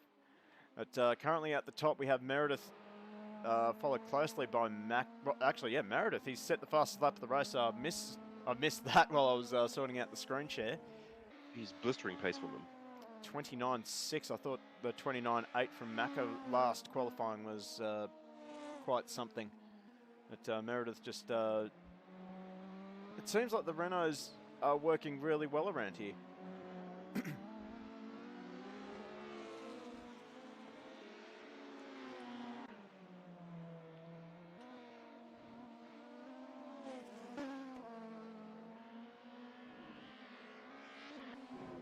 I think the more the laps that Meredith puts in, the faster and more consistent he gets. So he's I think really getting a hand on this Renault around this track.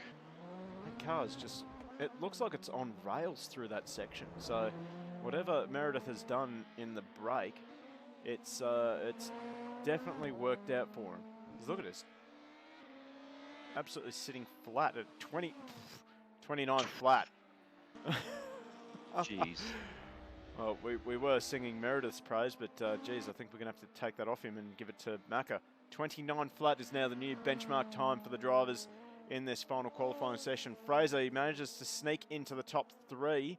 We've got a driver off the track at the ski jump, and that is Simmons in the Volvo estate. Geez, this corner is really catching a lot of drivers out. And if I can find a driver who's just about to head there, I'll show you exactly why. So we'll jump on board with Meredith. I'm sure Meredith will show us why.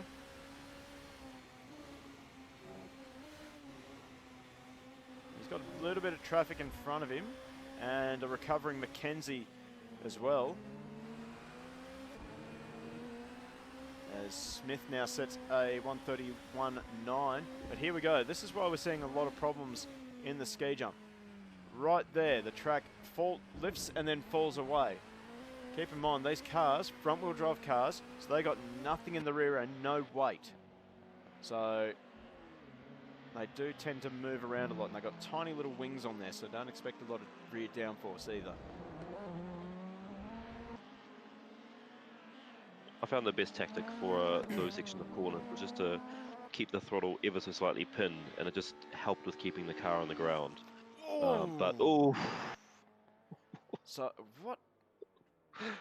Was it a misjudged pit entry or something? Quite possibly. Now let's see if Ches, winner from race number 2, he's currently 4th, so he tends to do really well when he qualifies badly, I've noticed. He's improved his best time in the last couple of laps as well, so he's definitely picking up the pace. I wonder if he actually did any practice in the lead up to this event.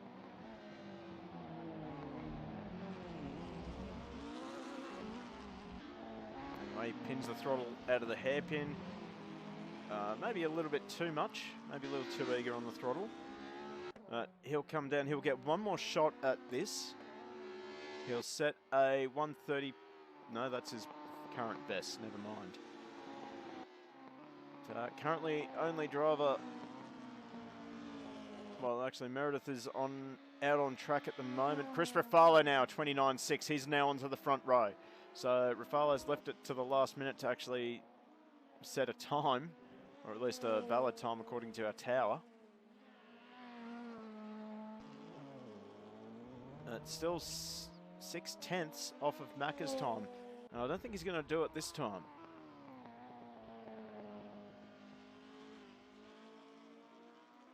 And as Ches decides to throw away the lap, so he won't progress any further, sitting in 5th at the moment. Fraser in 4th, Meredith 3rd, Rafalo 2nd, and Macca in 1st. In fact, Rafalo's going to call it quits on this lap.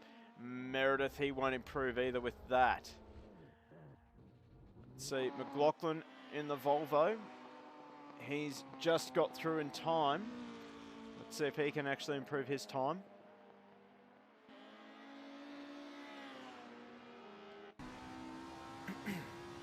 Oh, we've got the Delta just there on the dash. It's pretty tight between himself and his best time. As he tips it into at the top of the hill.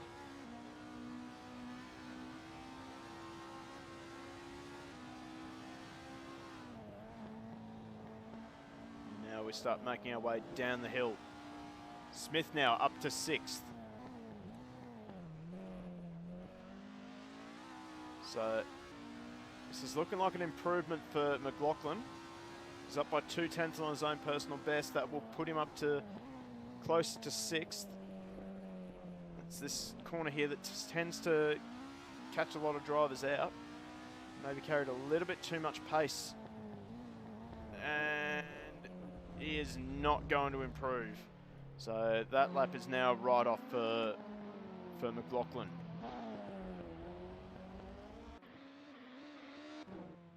Now I thought Meredith was not going to get around for another lap, but he looks like he's still on it. Oh God, he's looking aggressive through the S's. Really throwing the Renault around.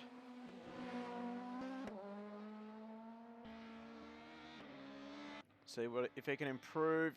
Oh, he's got a Volvo in front of him, and he will not improve. So that is qualifying for you. So let's run through the grid for the final race of this round.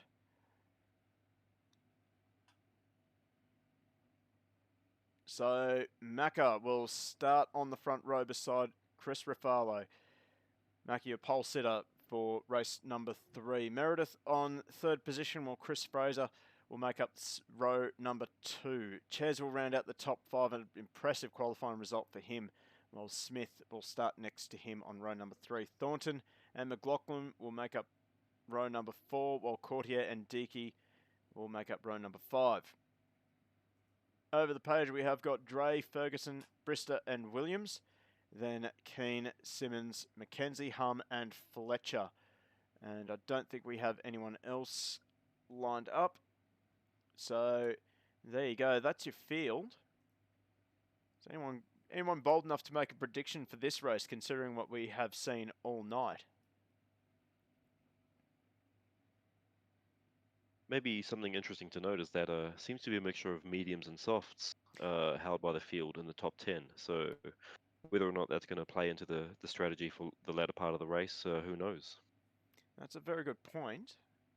Actually, I even say Smith, he set his best lap on the hard. So that's very interesting. Centre surprise, Keen to P1. There we go. We have a prediction. Wait, where did Keen? No, 15th. That's a bold prediction. I like it. And we have Beardfellow Gaming. Oh, I want to guess that's Mackenzie. Am I right? P1, turn 1. I like your enthusiasm. Right. Let's get ourselves set up as we look at the field. So Rafalo and Macca. That's your front row. Then you got Fraser and Meredith on row number 2. Then we have an all alpha row number 3. This is going to be a very exciting turn number 1, I reckon. Anyone got a bet for the whole shot? I think Rafala will do what he can to try and get in turn 1, just to get in front of Macca. Otherwise, Macca will just drive off into the sunset with that turn of pace that he has. Well, we're about to find out. There's 6 lights on and 6 lights out, and away and racing we go. There's a lot of wheel spin from the front row. Meredith moving across on Fraser. Looks like it's fairly even at the front. And if my camera work would be any better, we would see that it looks like... Well, it looks like almost the entire field managed to get through unscathed, but Rafalo has managed to take a quick hole shot. They're 3 wide. There's a bit of door banging there. Rafalo will fall down to 4th. Macca will inherit the lead, but he's got both Fraser and Meredith behind. Macca's gone in way too deep. So Meredith has gone in too deep. And look at that, Rafalo back to the front. There you go. Didn't have to win the whole shot. So Macca, he won the whole shot, but Rafalo out in front again. So let's see. No, that's not the button I wanted to press. Let's see if the field makes it down the hill. Looks like, oh no, we got one car off at the top of the hill. That's one of the Renaults. Again? That is Macca. That is literally Macca. So he's had a shocker the first few turns. He's had a shocker of the first lap on every race tonight. So Rafalo, but Rafalo's out in front, but Meredith is sticking with him. So that will be interesting to keep an eye on. I'm seeing a nasty looking battle pack here. That's going all the way down to 10th. And oh no, we have 2 cars up. We have a parking lot here. Jeez. Oh man, have a look at that. That's what you love to see, isn't it? Got Ruka calling for a safety car. That's not how this works. Oh, we got a car. We got 2 cars off the track. That's Fraser and Deaky off the track. So, geez, very exciting start to this race.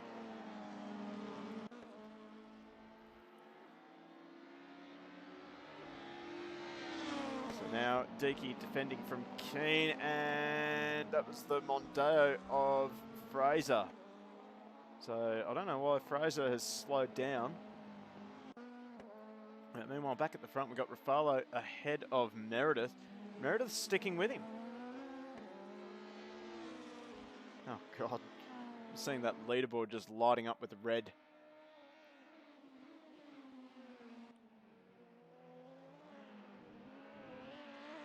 Smith's dropped down from 3rd to 6th, so he must have had a couple of moments there.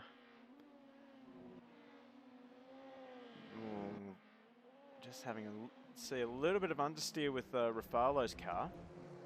We're going to jump on board with Meredith now.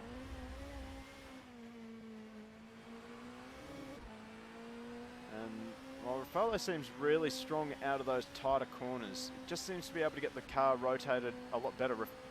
Well, Rafalo and Meredith both trading fastest laps. Meredith being slightly faster that lap this time round.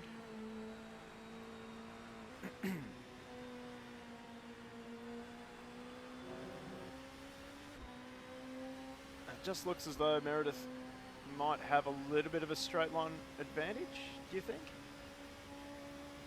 I think I had a Laguna in my trial run at I forget the track now, but it definitely had a huge turn of pace on the top end of 6th gear. Whereas the Mondeo is probably not as fast at the top of 6th, but is more stable under braking, I found.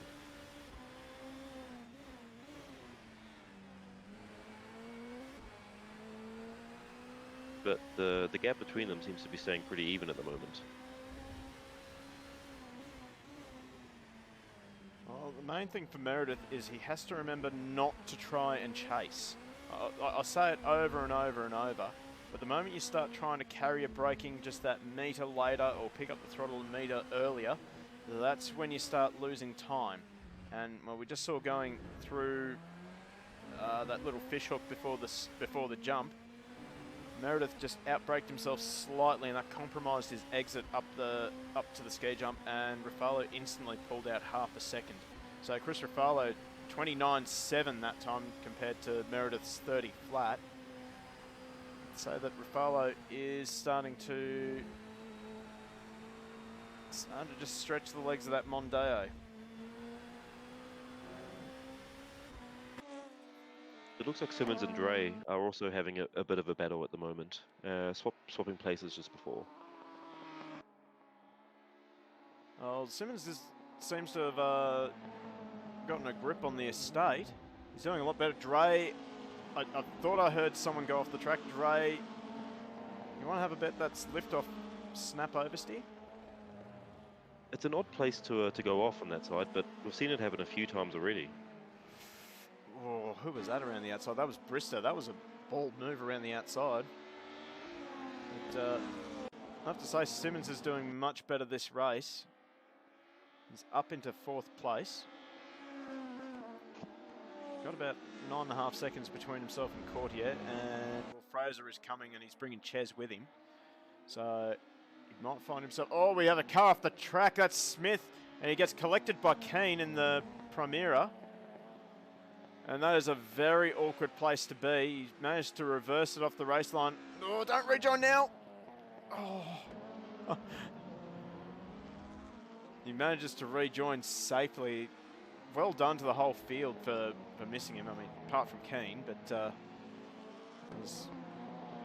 I don't think there was much that Keane could have done to avoid that. No. And this is looking like a nice little battle as Dre manages to get around Bristow. Bristow relegated back to 13th.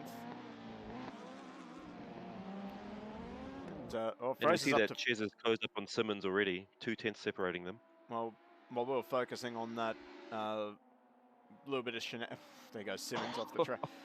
Boy! Hold on to it. Hold on to it. Oh, well done. Well done. I was think about the Volvos love getting airborne here. Yeah. They spend more time in the air than they do on the track. Did I see a Confederate flag on the top of that Volvo? I think we needed to get that horn sorted before the start of this race. I'll know for next time, that's for sure. Pity we don't have replay. Anyway, I was about to say that Fraser managed to get ahead of Simmons, so he's managed to do that cleanly. And then Simmons just binned it at turn 1 in quite spectacular fashion. And now he's got his Volvo compatriot in McLaughlin behind him now. Worth noting the recovery from Macca as well. Had a bit of a shocker first few corners and went down, I think, to 16th, and has been able to fight himself back up to 9th now. That's a good point. Whoa, he's in a very awkward position. They're going too wide through there. It's only one line through there. And I think he'll be hoping that they take each other out and then he'll slip in through, which looks like he's almost done already. There we go. It's got him. Smart driving. I think Simmons being very polite there. God. That's just giving me anxiety watching these guys. They're trying to give each other room. Oh. Can you believe that we've already done 6 laps? And looks like Ruffalo's been able to put a bit of a gap between him and Meredith. Early on in the race, they were almost putting in identical times, but you know, Ruffalo's just using that consistency all over again to you know, put a gap on second place. I did touch a little bit earlier on drivers who were able to lead at the front. Who is that? Was that McKenzie? Oh, that was another decent save. He's gone 4-wheel drifting across that left-hander, and he's managed to keep control of it and actually get out of the way. So he's trying to rejoin safely and not, as we have another, that looks like Dre again at the top of the hill. It seems like these cars are very, very sensitive to oversteer.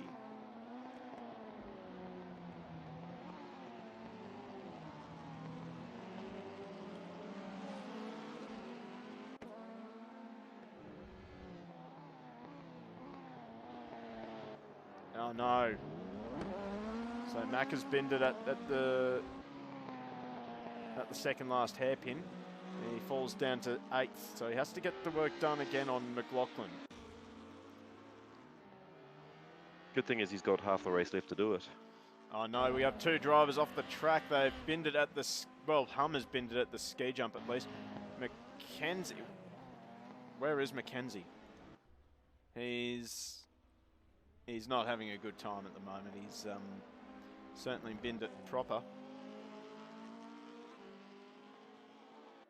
And well, this is a good little battle here between Ches and Fraser.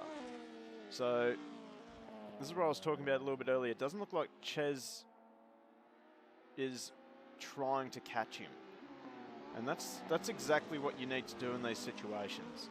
So it looks like Ches just able to stick to a rhythm, and that's actually putting Fraser under pressure. We've seen already a few little mistakes from Fraser just when we joined this this battle, and that's allowing Ches to just close the gap again.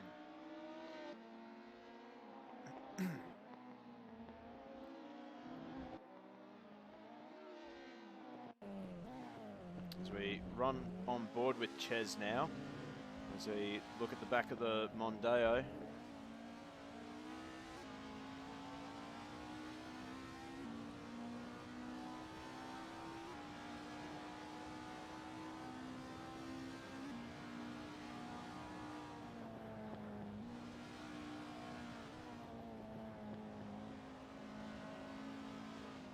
He's now got that gap to just over half a second now. So right now, Fraser will be probably under a little bit of pressure, but all he has to remember is that he just needs to stick to his rhythm. Try and force, well, pressure Ches into making a mistake, although just notice this battle here. Macca up the inside of Deaky again, and he gets it done. So Macca completing a decent comeback. There's, oh no, Simmons in the pits.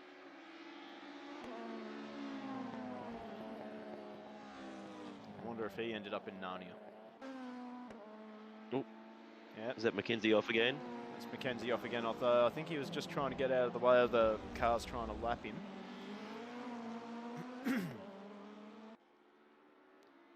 But Macca's got 11.8 seconds to make up onto the back of Ches. Right now he just needs to settle himself down and just get back into that rhythm.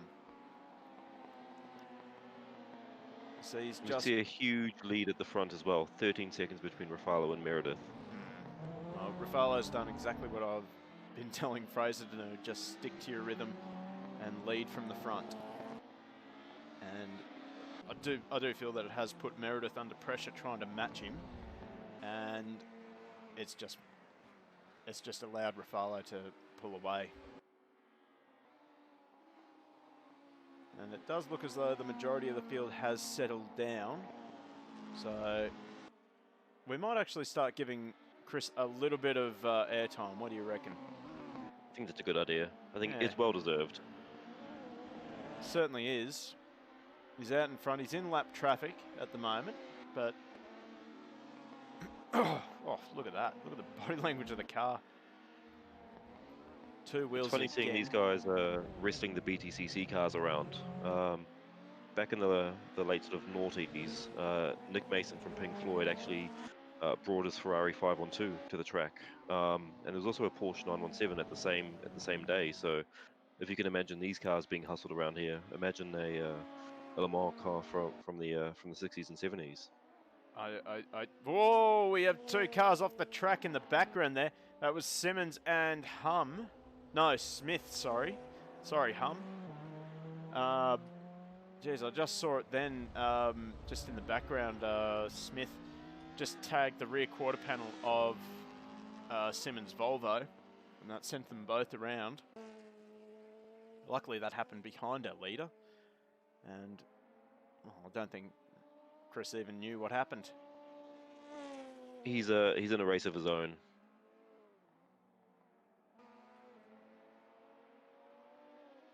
Well, I'm afraid I'm going to have to cut away from Chris again because we've got a battle brewing here. We have Ches. He's managed to close the gap down to within half a second, or did. I have to say, something a little bit concerning for these guys. Macca has got the gap down to 8 seconds. He's closing them fast. He's also just hit the fastest lap of the race. Ah, I think with a 1:29.5. Oof. Jeez. And that's at lap 10, so enormous turn of pace. Just hasn't been able to utilise it this race. We'll Just a couple of unforced errors, I think, is the the undoing of Macca this race. Oh, certainly would have been under a bit of pressure to try and match Chris Ruffalo, and we know that Chris Ruffalo is a very fast driver. He was on the front row this race, so honestly, I think a lot of people would have pressured themselves to try and set a hot pace on that first lap to sort of upset Ruffalo nice and early, and it sort of backfired a little bit. He's very unflappable as a driver to race with. So, tips for young players is that don't try and pressure him, because it'll quite likely end up with you falling off the track instead. Well, if I can be a bit bold, I'd like to say that I think there is a strategy to beat Chris, and I think that strategy is you have to upset his rhythm early. Get in front of him, and if he passes you, you pass him right back. Because I remember when I was racing Tag 125 karts, there was a driver who was very similar to Chris Ruffalo by the name of Mitch Hewitt. And I sort of figured it out that if you don't let him get into his rhythm, he won't drive away too quickly. So that means if he passes you, you have to pass him back straight away. And that puts him off guard? It sort of upsets his rhythm, but if you let him get into a rhythm, he drove away. And we're seeing exactly the same thing with Chris Ruffalo. And just a little note, Macca's got that gap down to 5 seconds between himself, Ches and Fraser. So I honestly am expecting Macca to be involved in this battle within probably the next lap or so. There he is there, just that blue Renault in the background. And we have another driver off the track. I just heard someone spear off the track at turn number 1. It is Smith again. Ooh. Oh no, has he collected Ches? I think he has collected Ches. Ches, yeah. Oh no, that's heartbreak for Anton Ches. Race 2 winner. And he's just been collected through no fault of his own by a fellow Alpha. So that's quite unfortunate. He was doing a fantastic job in 5th position. But oh well, that is racing, sadly. But at least Anton can say that he won a race tonight. Oh, just noticed this as well. Fletcher drive-through for cutting as well. Oof. So where is Fletcher sitting? Oh, 14th. He's been in the thick of the action tonight as well in that Cavalier. And I just saw this battle starting to brew between Brister and Williams. So Williams in the Volvo and Brister just ahead of him in the Renault.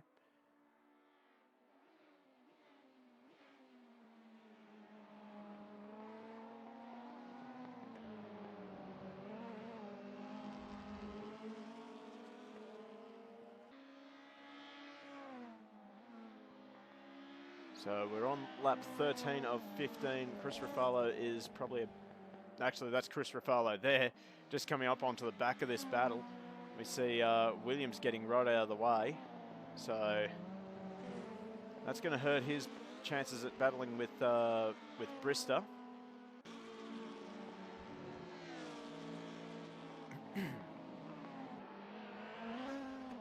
But Brister should be very sort of proud of his showing at this race.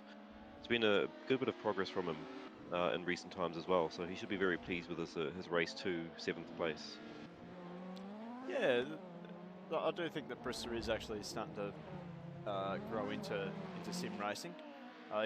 He did a pretty good job from memory in our own Super GT race a couple of weeks ago. It was only a club race, but he did a fantastic job from memory. I can't remember because I was in that race, so I couldn't watch him all race long.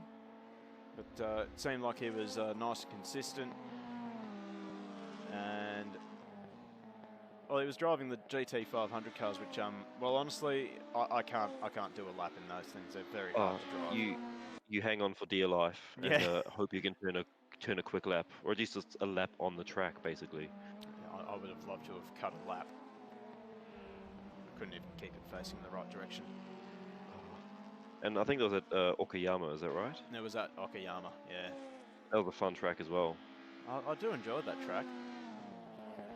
I was quite happy with my own performance, actually, finishing second to Steve Duro in GT3.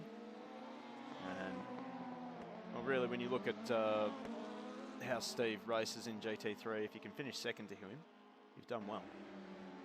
Oh, he just drives away more often than not, I guess.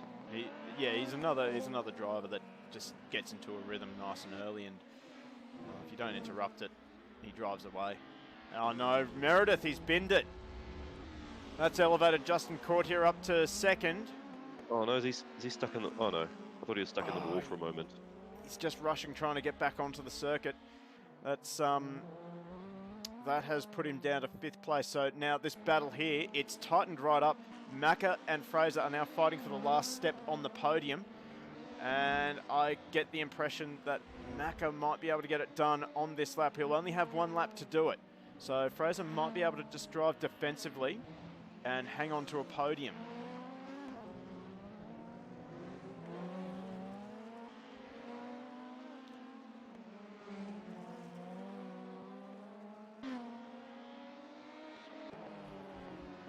And once again, I do feel bad for Chris Ruffalo. He's done another fantastic job, but again, we're going to have to focus on this battle. I don't want to miss anything that happens between Macca and Fraser. Oh, Macca runs wide, but he manages to hang on to it. He is glued to Fraser's rear bumper. In fact, I think he's managed to get a run. He has got a run coming up the straight. Will Fraser go defensive? He's leaving the door open. Very easy to outbrake yourself here too. No, I think Macca just did enough to get up beside Fraser and make it too late to defend. So Macca has pulled off a pretty decent comeback. A great comeback. He should be very happy with his efforts. And he's actually not that far behind Courtier either. If Courtier slips up anywhere in the next sector, Macca will be up to second. Is that Smith in front of him? I believe that is Smith. He's getting right out of the way though. Well, Chris Ruffalo, we've just joined him in time to take the checkered flag in race number 3. Well done to Chris Ruffalo. We'll just wait half a minute for this man here, Justin Courtier, although he's just going to be concentrating right now on not making a mistake because he has got Fraser and Macca right behind him. The gap is now under 2 seconds, but well, he's done enough. He'll take a perfect night of seconds. Macca and Fraser will finish 3rd and 4th. Meredith, what a disaster for Meredith. Yeah, that's a shame. He had such a strong race. He was doing really well. I don't know. He's made a hash of it coming down the hill. Ches, another driver, has made a hash, probably not of his own doing, but he'll at least salvage a 6th place. Deaky. Where is he? Here he comes. So Deaky will finish 7th. That'll be a pretty decent result for Deaky. Dre will... Where is Dre? Oh, wow, he's a fair way behind. He's had a bit of a disastrous race as well. He spent a lot of time off the track spinning out, but he still finishes 8th. He should be pretty happy with that as well. And just in case anyone thinks that I'm not being genuine, Have a look at the circuit that these guys are racing on. If you can do a handful of laps without spinning, I think you've done really well. So, well done to all these drivers who have managed to complete the race, really. Well, anyway, let's head back to the results. So, back over to the front page, we have Chris Ruffalo, who has won 2 of tonight's 3 races. Justin Courtier, on the other hand, that's a perfect hand of seconds tonight. So, well done to Justin Courtier. Most consistent driver tonight. Macca, he put it on pole position, he binned it on lap 1, and he's managed to fight back to 3rd. He'll be disappointed, but he can at least take away that he has got pace. Chris Fraser missed out on the podium by a whisker. Meredith, another driver who just had no luck tonight. He got involved in a few incidents in the first 2 races, and then, yeah, unfortunately, he dropped it off the track coming down the hill. Ches, another driver who had a bit of a disastrous night in race number 3, but, well, race number 2, he'll be cheering about race number 2. Deaky 7th, Dre in 8th, McLaughlin 9th, and Keane rounds out the top 10 in the Nissan Primera. Brister 11th, strong night from Dave Brister. Very consistent driving, managed to mostly keep it on the track. Williams in 12th, Ferguson 13th, Hum 14th, Smith, Fletcher, McKenzie, Simmons, Thornton rounds out our runners for tonight. Well, guys, let me know, who is your driver of the round?